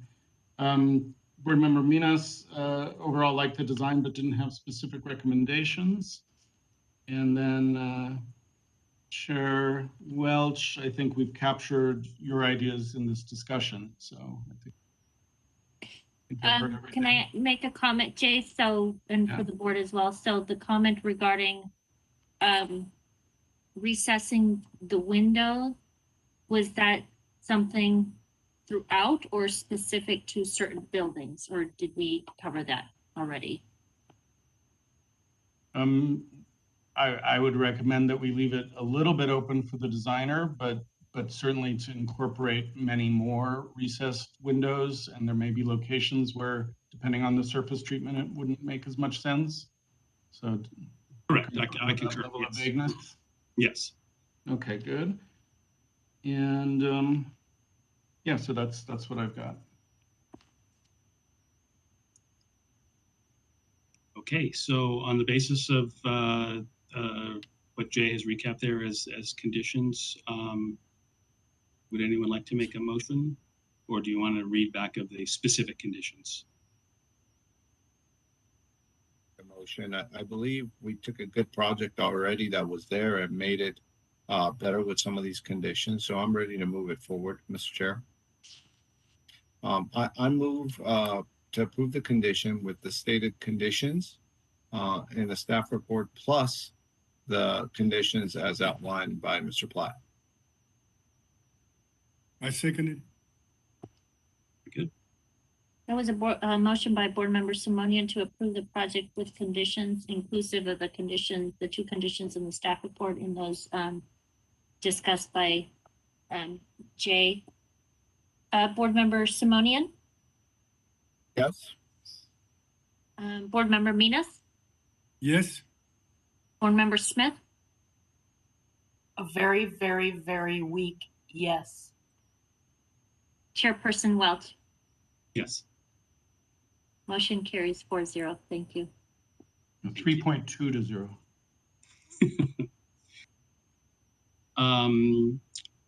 Yes, Board Member Smith. You had a comment? Thanks very much. I apologize. I'm going to sign off. I'm not feeling very well. So good night.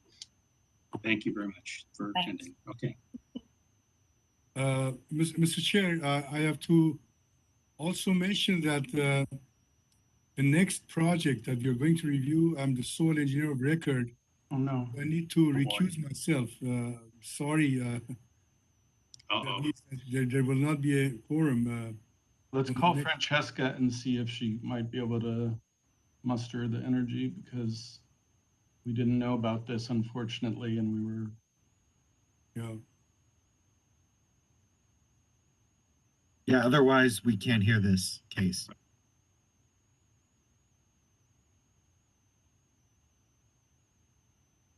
Jay, are you trying to call her? It looks like Bilia is. Okay. General note to board members, please let us know way in advance when you have to recuse yourself, because quorums can get tricky sometimes.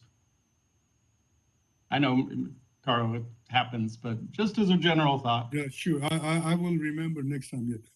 Thank you. Like she's coming back. Looks like we've.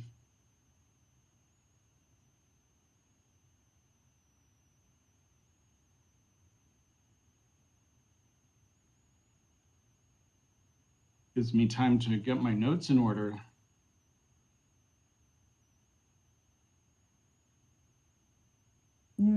Board Member Smith is going to rally and return for however long she can. So if you don't mind just bearing with us, perhaps we can take a 2-minute recess, please. Okay, let's do that. Okay, then. Okay. Thank you, Mr. Chairman, and rest of the board members. Okay.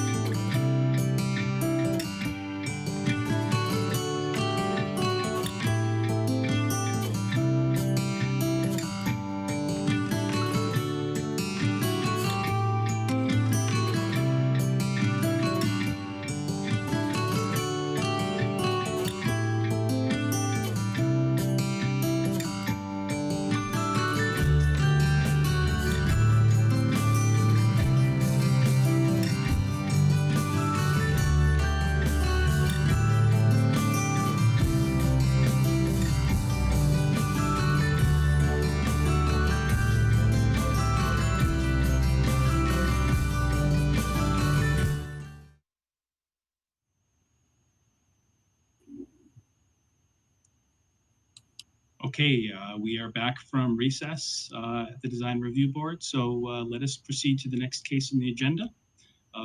Take it away, Mr. Kiesel. All right, thanks. Good evening, Mr. Chair, members of the Design Review Board.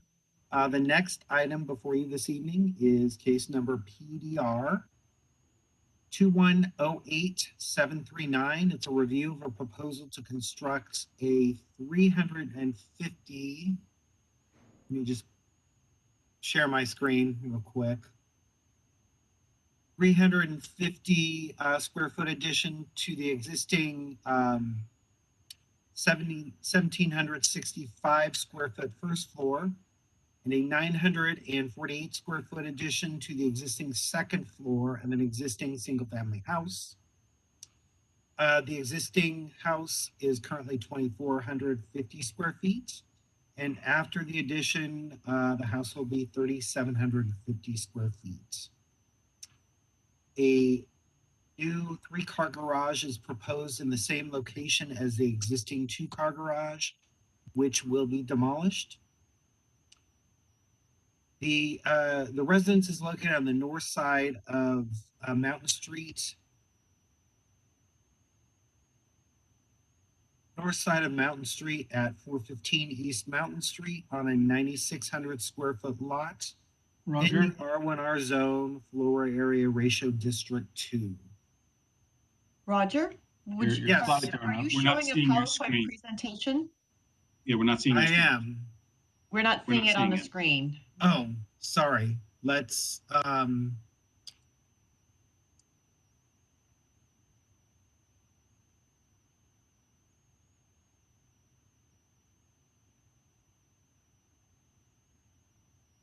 You'll see a colored box open around it on your Yeah. screen. Yeah.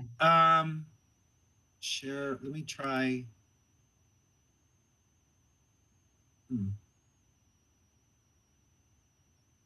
I pushed share screen before, so let's. That looks like it's, now we are looking at your WebEx Now- meeting. So you've just chosen the wrong screen to show. There you go. There we go.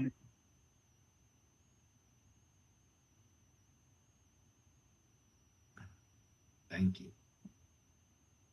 All right. Sorry about that. Let me, here's the location map. There was a new single family house of similar size, location, and design proposed on the site in 2018. Staff initially recommended that this project be returned for redesign. The board approved the project with 9 conditions. And for your reference, that staff report, plans, and record of decision for that project were an attachment to the present project. So before I proceed with my presentation, let me just quickly go through my PowerPoint, and then as I speak some more, I may reference areas. So I showed you the location map. This is the site plan. Mountain Street is over here, if you can see my arrow. There's a stairway, existing stairway. This will be modified. That goes up to the single family house. The new garage is in the rear. There's an alley on this site. So that's a site plan. This is the first floor plan. The entry is right here to the house. The second floor plan. Roof plan. This is the front elevation, the south elevation. The rear elevation is the north elevation. And then the east elevation and the west elevation. There's some renderings of the house. Garage floor plan and elevations. And then the landscape plan. Material board. And then a photo. And the house in question is right over here. So I will go back to the start. And with regard to the present project, the site planning staff believes is generally appropriate for a couple of reasons. The site plan really is very similar to existing conditions. It maintains the street front setback. So basically the existing house is here and the addition really maintains that setback aside from this little living room projection here. And I'll show that on the first floor floor plan. So this little projection is new, but otherwise the addition maintains the setback. Landscape plans feature drought-tolerant plants and are complementary to the residents. Staff is suggesting a condition of approval to reduce the width of the paving area adjacent to the front porch, which will increase the pervious surface area and soften the appearance. And for that, let me go back to the site plan. If you look in this area, and I'll show you another plan as well, there is, probably more paving than there needs to be right in front of the front door. Staff is suggesting that be reduced in amount. You can see it a little bit in the rendering, and then the rendering here. And then I believe the landscape plans also show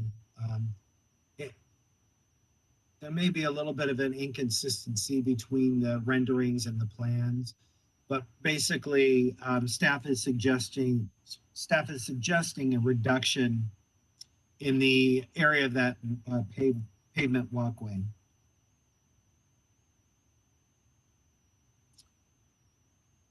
Regarding the mass and scale, there are a couple of improvements that could be made, or revisions to the plans that could be made that would improve the mass and scale of the residence. The first revision is to the left front facade so that the second floor steps back from the first floor, and that would provide some relief. And what we're talking about is this area here. If this area could just step back a bit, I think it would provide some massing relief. The second suggestion is on the west elevation of the building. Staff believes that additional articulation really needs to be incorporated into the west side, which is this elevation here. It's really a large flat facade. And then stepping back again to the front elevation, staff is suggesting to amend the roof plan above the second floor balcony to really be consistent with the neo-Mediterranean style of the residence. This roof element here really is kind of a foreign form to that style of architecture.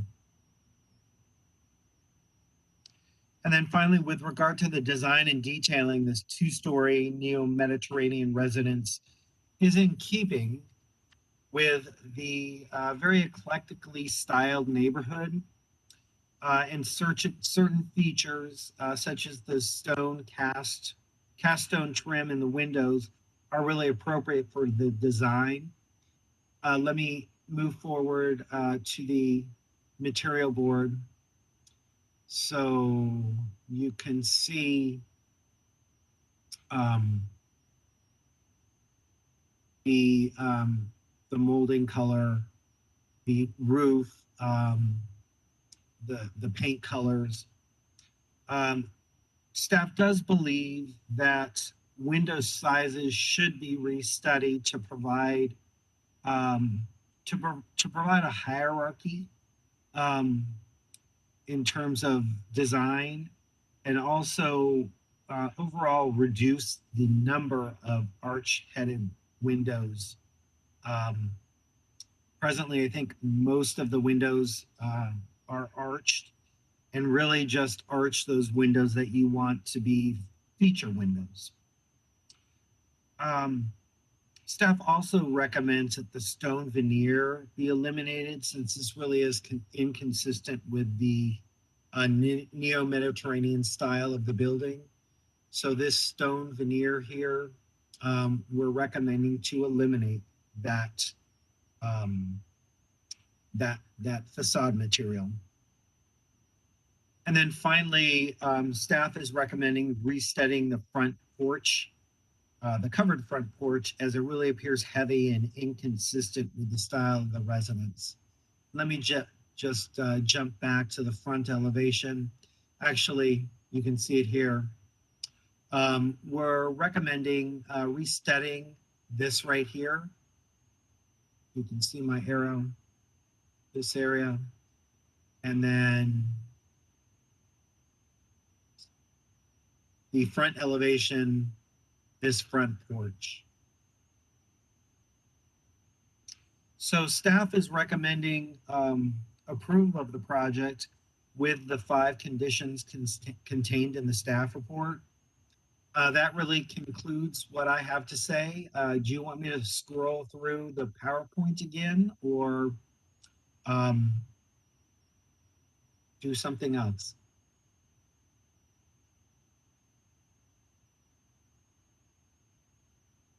Let me see if there are any questions by board members for Mr. Kiesel. Any questions? No. Okay. No, I think we're good. Okay. Should I close the PowerPoint then? I think that's okay. But just be ready to stand by in case we need the applicant to reference anything when they come up. Okay. Okay. Thank you. Okay, so let us turn to the applicant, whoever's going to speak for the applicant. Yes, good evening, board members. Carlo Nazarian with the Domus Design. First of all, I want to appreciate board member Smith to coming back to hear our case. Actually, I did heard the Roger's presentation, and I did review the staff report. Just because I know 2 board members, they are not feeling good. They want to go back, as soon as possible. I will try to cut it short. I want to mention that gable roof on top of the front balcony, that element, it's consistent with the architectural style. Unfortunately, this time I have to disagree with the staff report. That element, it's consistent with the architectural style. Eliminating the stone veneers from the facade, I don't have any problem with that. Most of the comments, it's okay. Just even the front porch, it's a consistent element on this architectural style. Restudied, I don't because it matches with the architectural style. The second floor setback, already the living room, that extension, it gives me that setback, that front wall and the second floor wall. They are not in the same plane, just that portion, which I have the balcony on top of it. Even, that second floor setback, it's doable, but actually we thought the financial of the project that it creates, because it creates a structural issue and, the shear wall issue, and the cost of the construction, it goes up good amount. But anyway, if it's the design issue, I have to comply with it. I will do it, no problem. And on the staff report that I read, that the modifying the front stairway, I'm going to keep it as it is. I'm not going to modify the front stairway from the street. And reducing the amount of the paving in the front, already this project complies with the landscaping requirement. I'm providing even more than what is required. Instead of the 40% landscaping, the project has 45% landscaping. Other than that, I don't have anything, I want to cut it short. If you have any question, I will be more than happy to answer it. If not, I am done with my comments or discussion. Okay. Are there any questions from board members for Mr. Nazarian? No. Are there any callers on the item?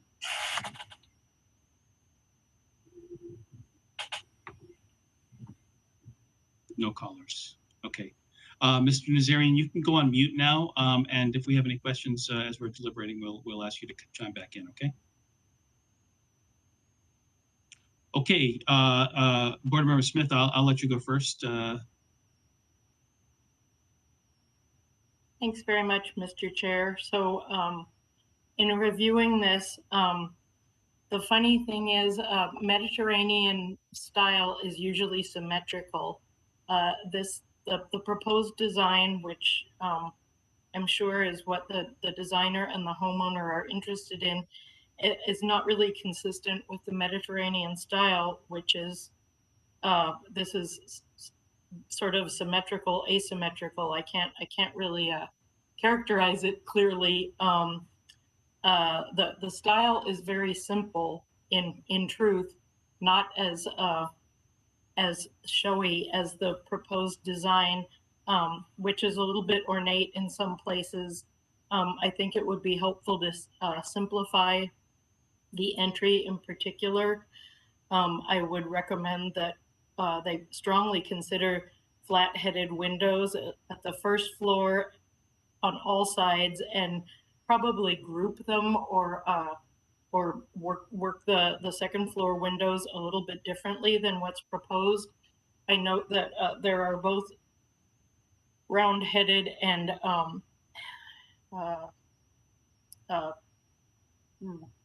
longer arches. I can't even think of the word, sorry. Segmental arched windows, so it gets a little bit, it continues the inconsistency. I think if the second floor were stepped back to the left facing the front elevation, it would assist with the house being less big and flat. It would reduce its mass. I also think that a less ornate balcony detail would be helpful. The single-bellied balusters as proposed suggest really a different style than the other parts of the composition. So I would recommend that consider very simple metal balcony, painted metal, factory finished metal. I think the window sizes, as I mentioned, should be restudied, and the chimney should absolutely be finished in stucco to match the rest of the design. Other than that, I think the staff recommendations make sense, and I think that with the incorporation of these ideas, this project could conform to the design guidelines and result in a very nice house for the family and for the designer. Thank you very much. Board Member Simoni.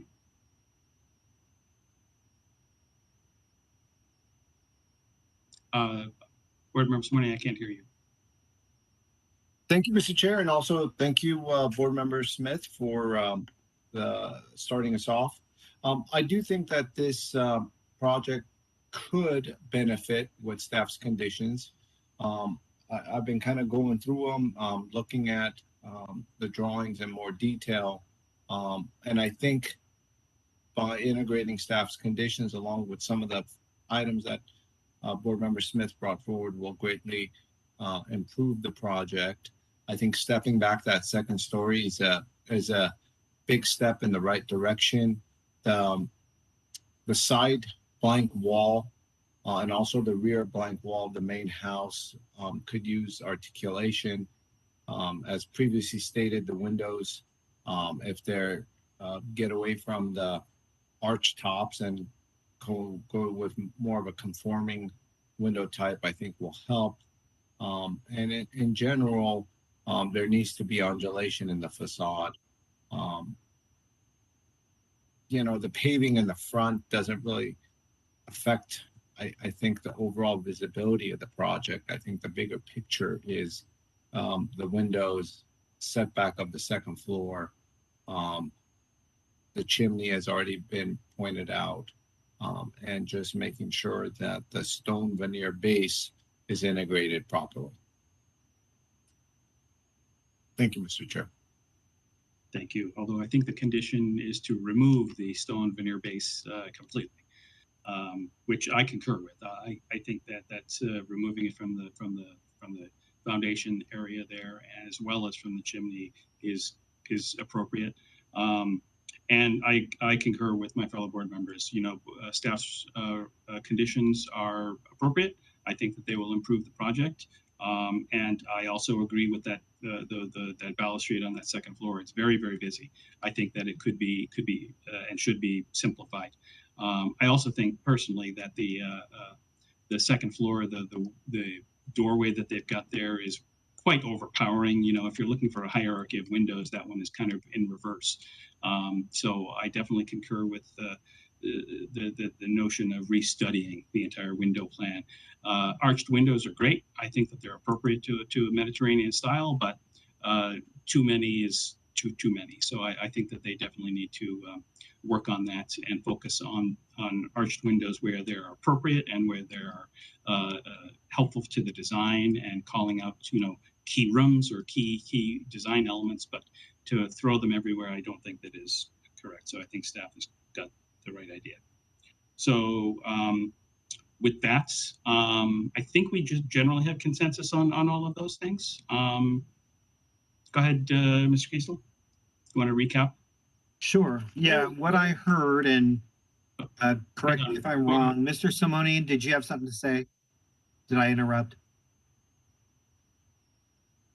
No. Yes, as the chairman pointed out, condition number 5 asks for the elimination of the stone veneer. I had misread that.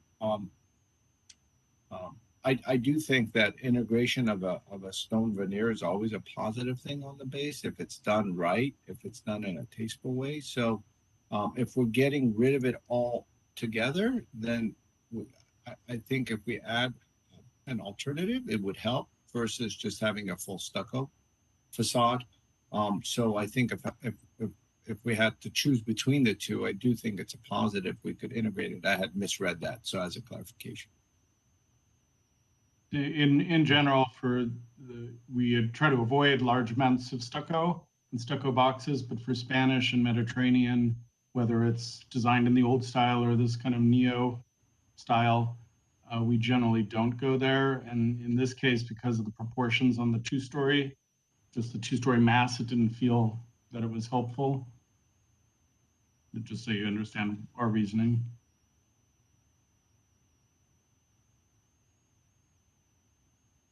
Okay, so go ahead, Mr. Kiesel. Let's see if you can recap, because I think we might have to amend one of the conditions a little bit. Okay, I think Ms. Smith also was raising her hand. Oh, okay. I'm sorry. Go ahead. All right, Ms. Smith.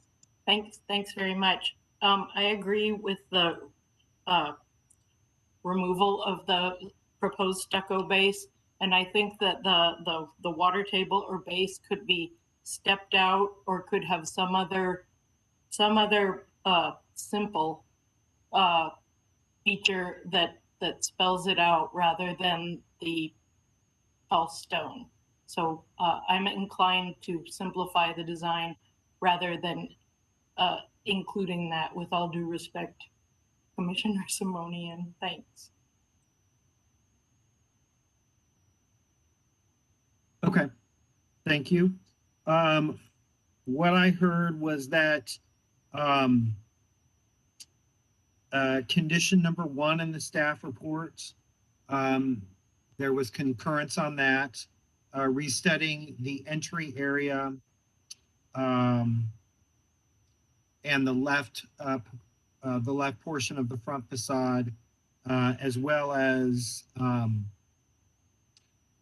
incorporating step backs or more articulation throughout the residence. So I would propose maintaining that condition. Second condition, restudying the window sizes to provide a hierarchy based on the use and scale and add interest to the house. Now, the second sentence was reduce the number of arch-headed windows to allow them to become accents to the design. Miss Smith suggested that they just be flat-headed windows on the first floor and then group them more. Should we amend that condition to incorporate that idea? Is there more concurrence with that? I'm happy with the way the staff condition is written. I think the architect may come up with some creative ways to do it, but I think just reducing the number of those as part of a restudy of the windows, I think should be sufficient. Okay. Should I amend it, restudy the sizes and locations? And that that does address maybe grouping them more. Is that a concern? Is there any concurrence on that? I think we can do that. Yeah, I think that's okay. Okay, so restudy the window sizes and locations. All right. The third condition, eliminate the gabled eave of the roof above the balcony. We didn't talk too much about that. I think I concur with that. Okay. Number 4, reduce the amount of paving adjacent to the front porch of the residence. I don't know that there was much traction on that. Keep that or strike that. I am fine with staff's recommendation. Okay. And then the 5th one, eliminate the stone veneer from the base of the residence and then amend that potentially to include Ms. Smith's suggestion. And I don't quite know the proper terminology, so I would need help doing that. So it would basically be furring out the base at the water table level to give kind of a stepped profile at the bottom of the building. If there's concurrence on that, I think it would work for this design. Is there concurrence? Does that? Seems okay, yeah. Okay, all right. So those were staff's conditions. Roger, could I just jump in real quick? Of course. In terms of the entry portico, Mr. Nazarian is correct that you do see porticos on Mediterranean revivals, but because, as Board Member Smith noted, this is not in any way a traditional Mediterranean revival, we're kind of stuck in between two worlds where the entry porch now feels kind of stuck on to the building. Does the board have any specific guidance to help us work with the applicant to kind of enhance that area? Ms. Smith initially suggested just simplifying that, and that was in my notes. Anything more specific?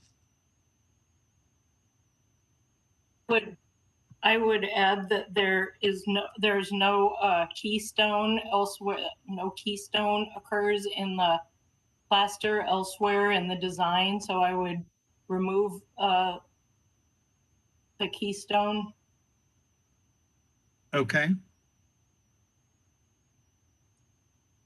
Okay, well, we'll just work on a simpler design, try to integrate it a little bit better, but accept the fact that it is going to be kind of this thing attached to the front of the building, so.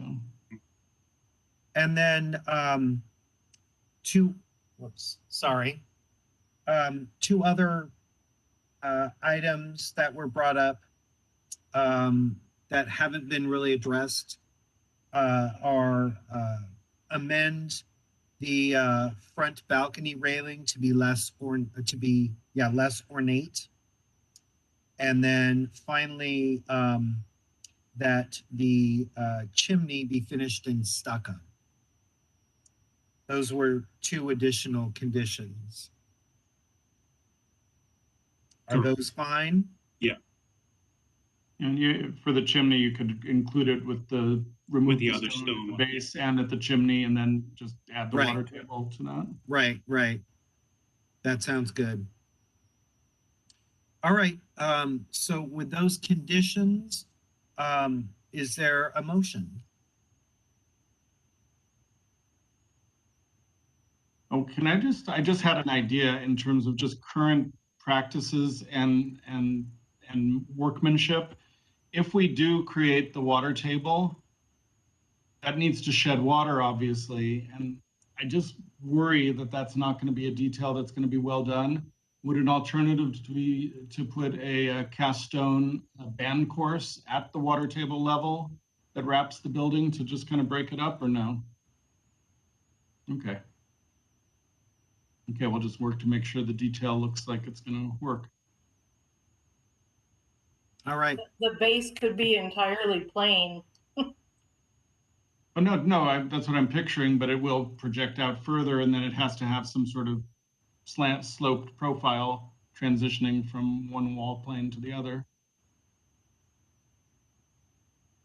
Is there a motion? I move that the project be approved with the staff conditions as amended, including the conditions that were added tonight. Thank you. Is there a second? I'll second it. All right, a motion was made to approve the project with conditions, the conditions contained in the staff report, as well as the new ones discussed at tonight's meeting. This will be a roll call. Ms. Smith? Yes. Mr. Simonian? Yes. And Mr. Welsh? Yes. Great, motion carries 3-0. I appreciate it. Thank you. Very good. Okay, that concludes tonight's business, so I will entertain a motion to adjourn. Your mic isn't. I move to adjourn. All right, very good. We are adjourned. Thank you, everybody.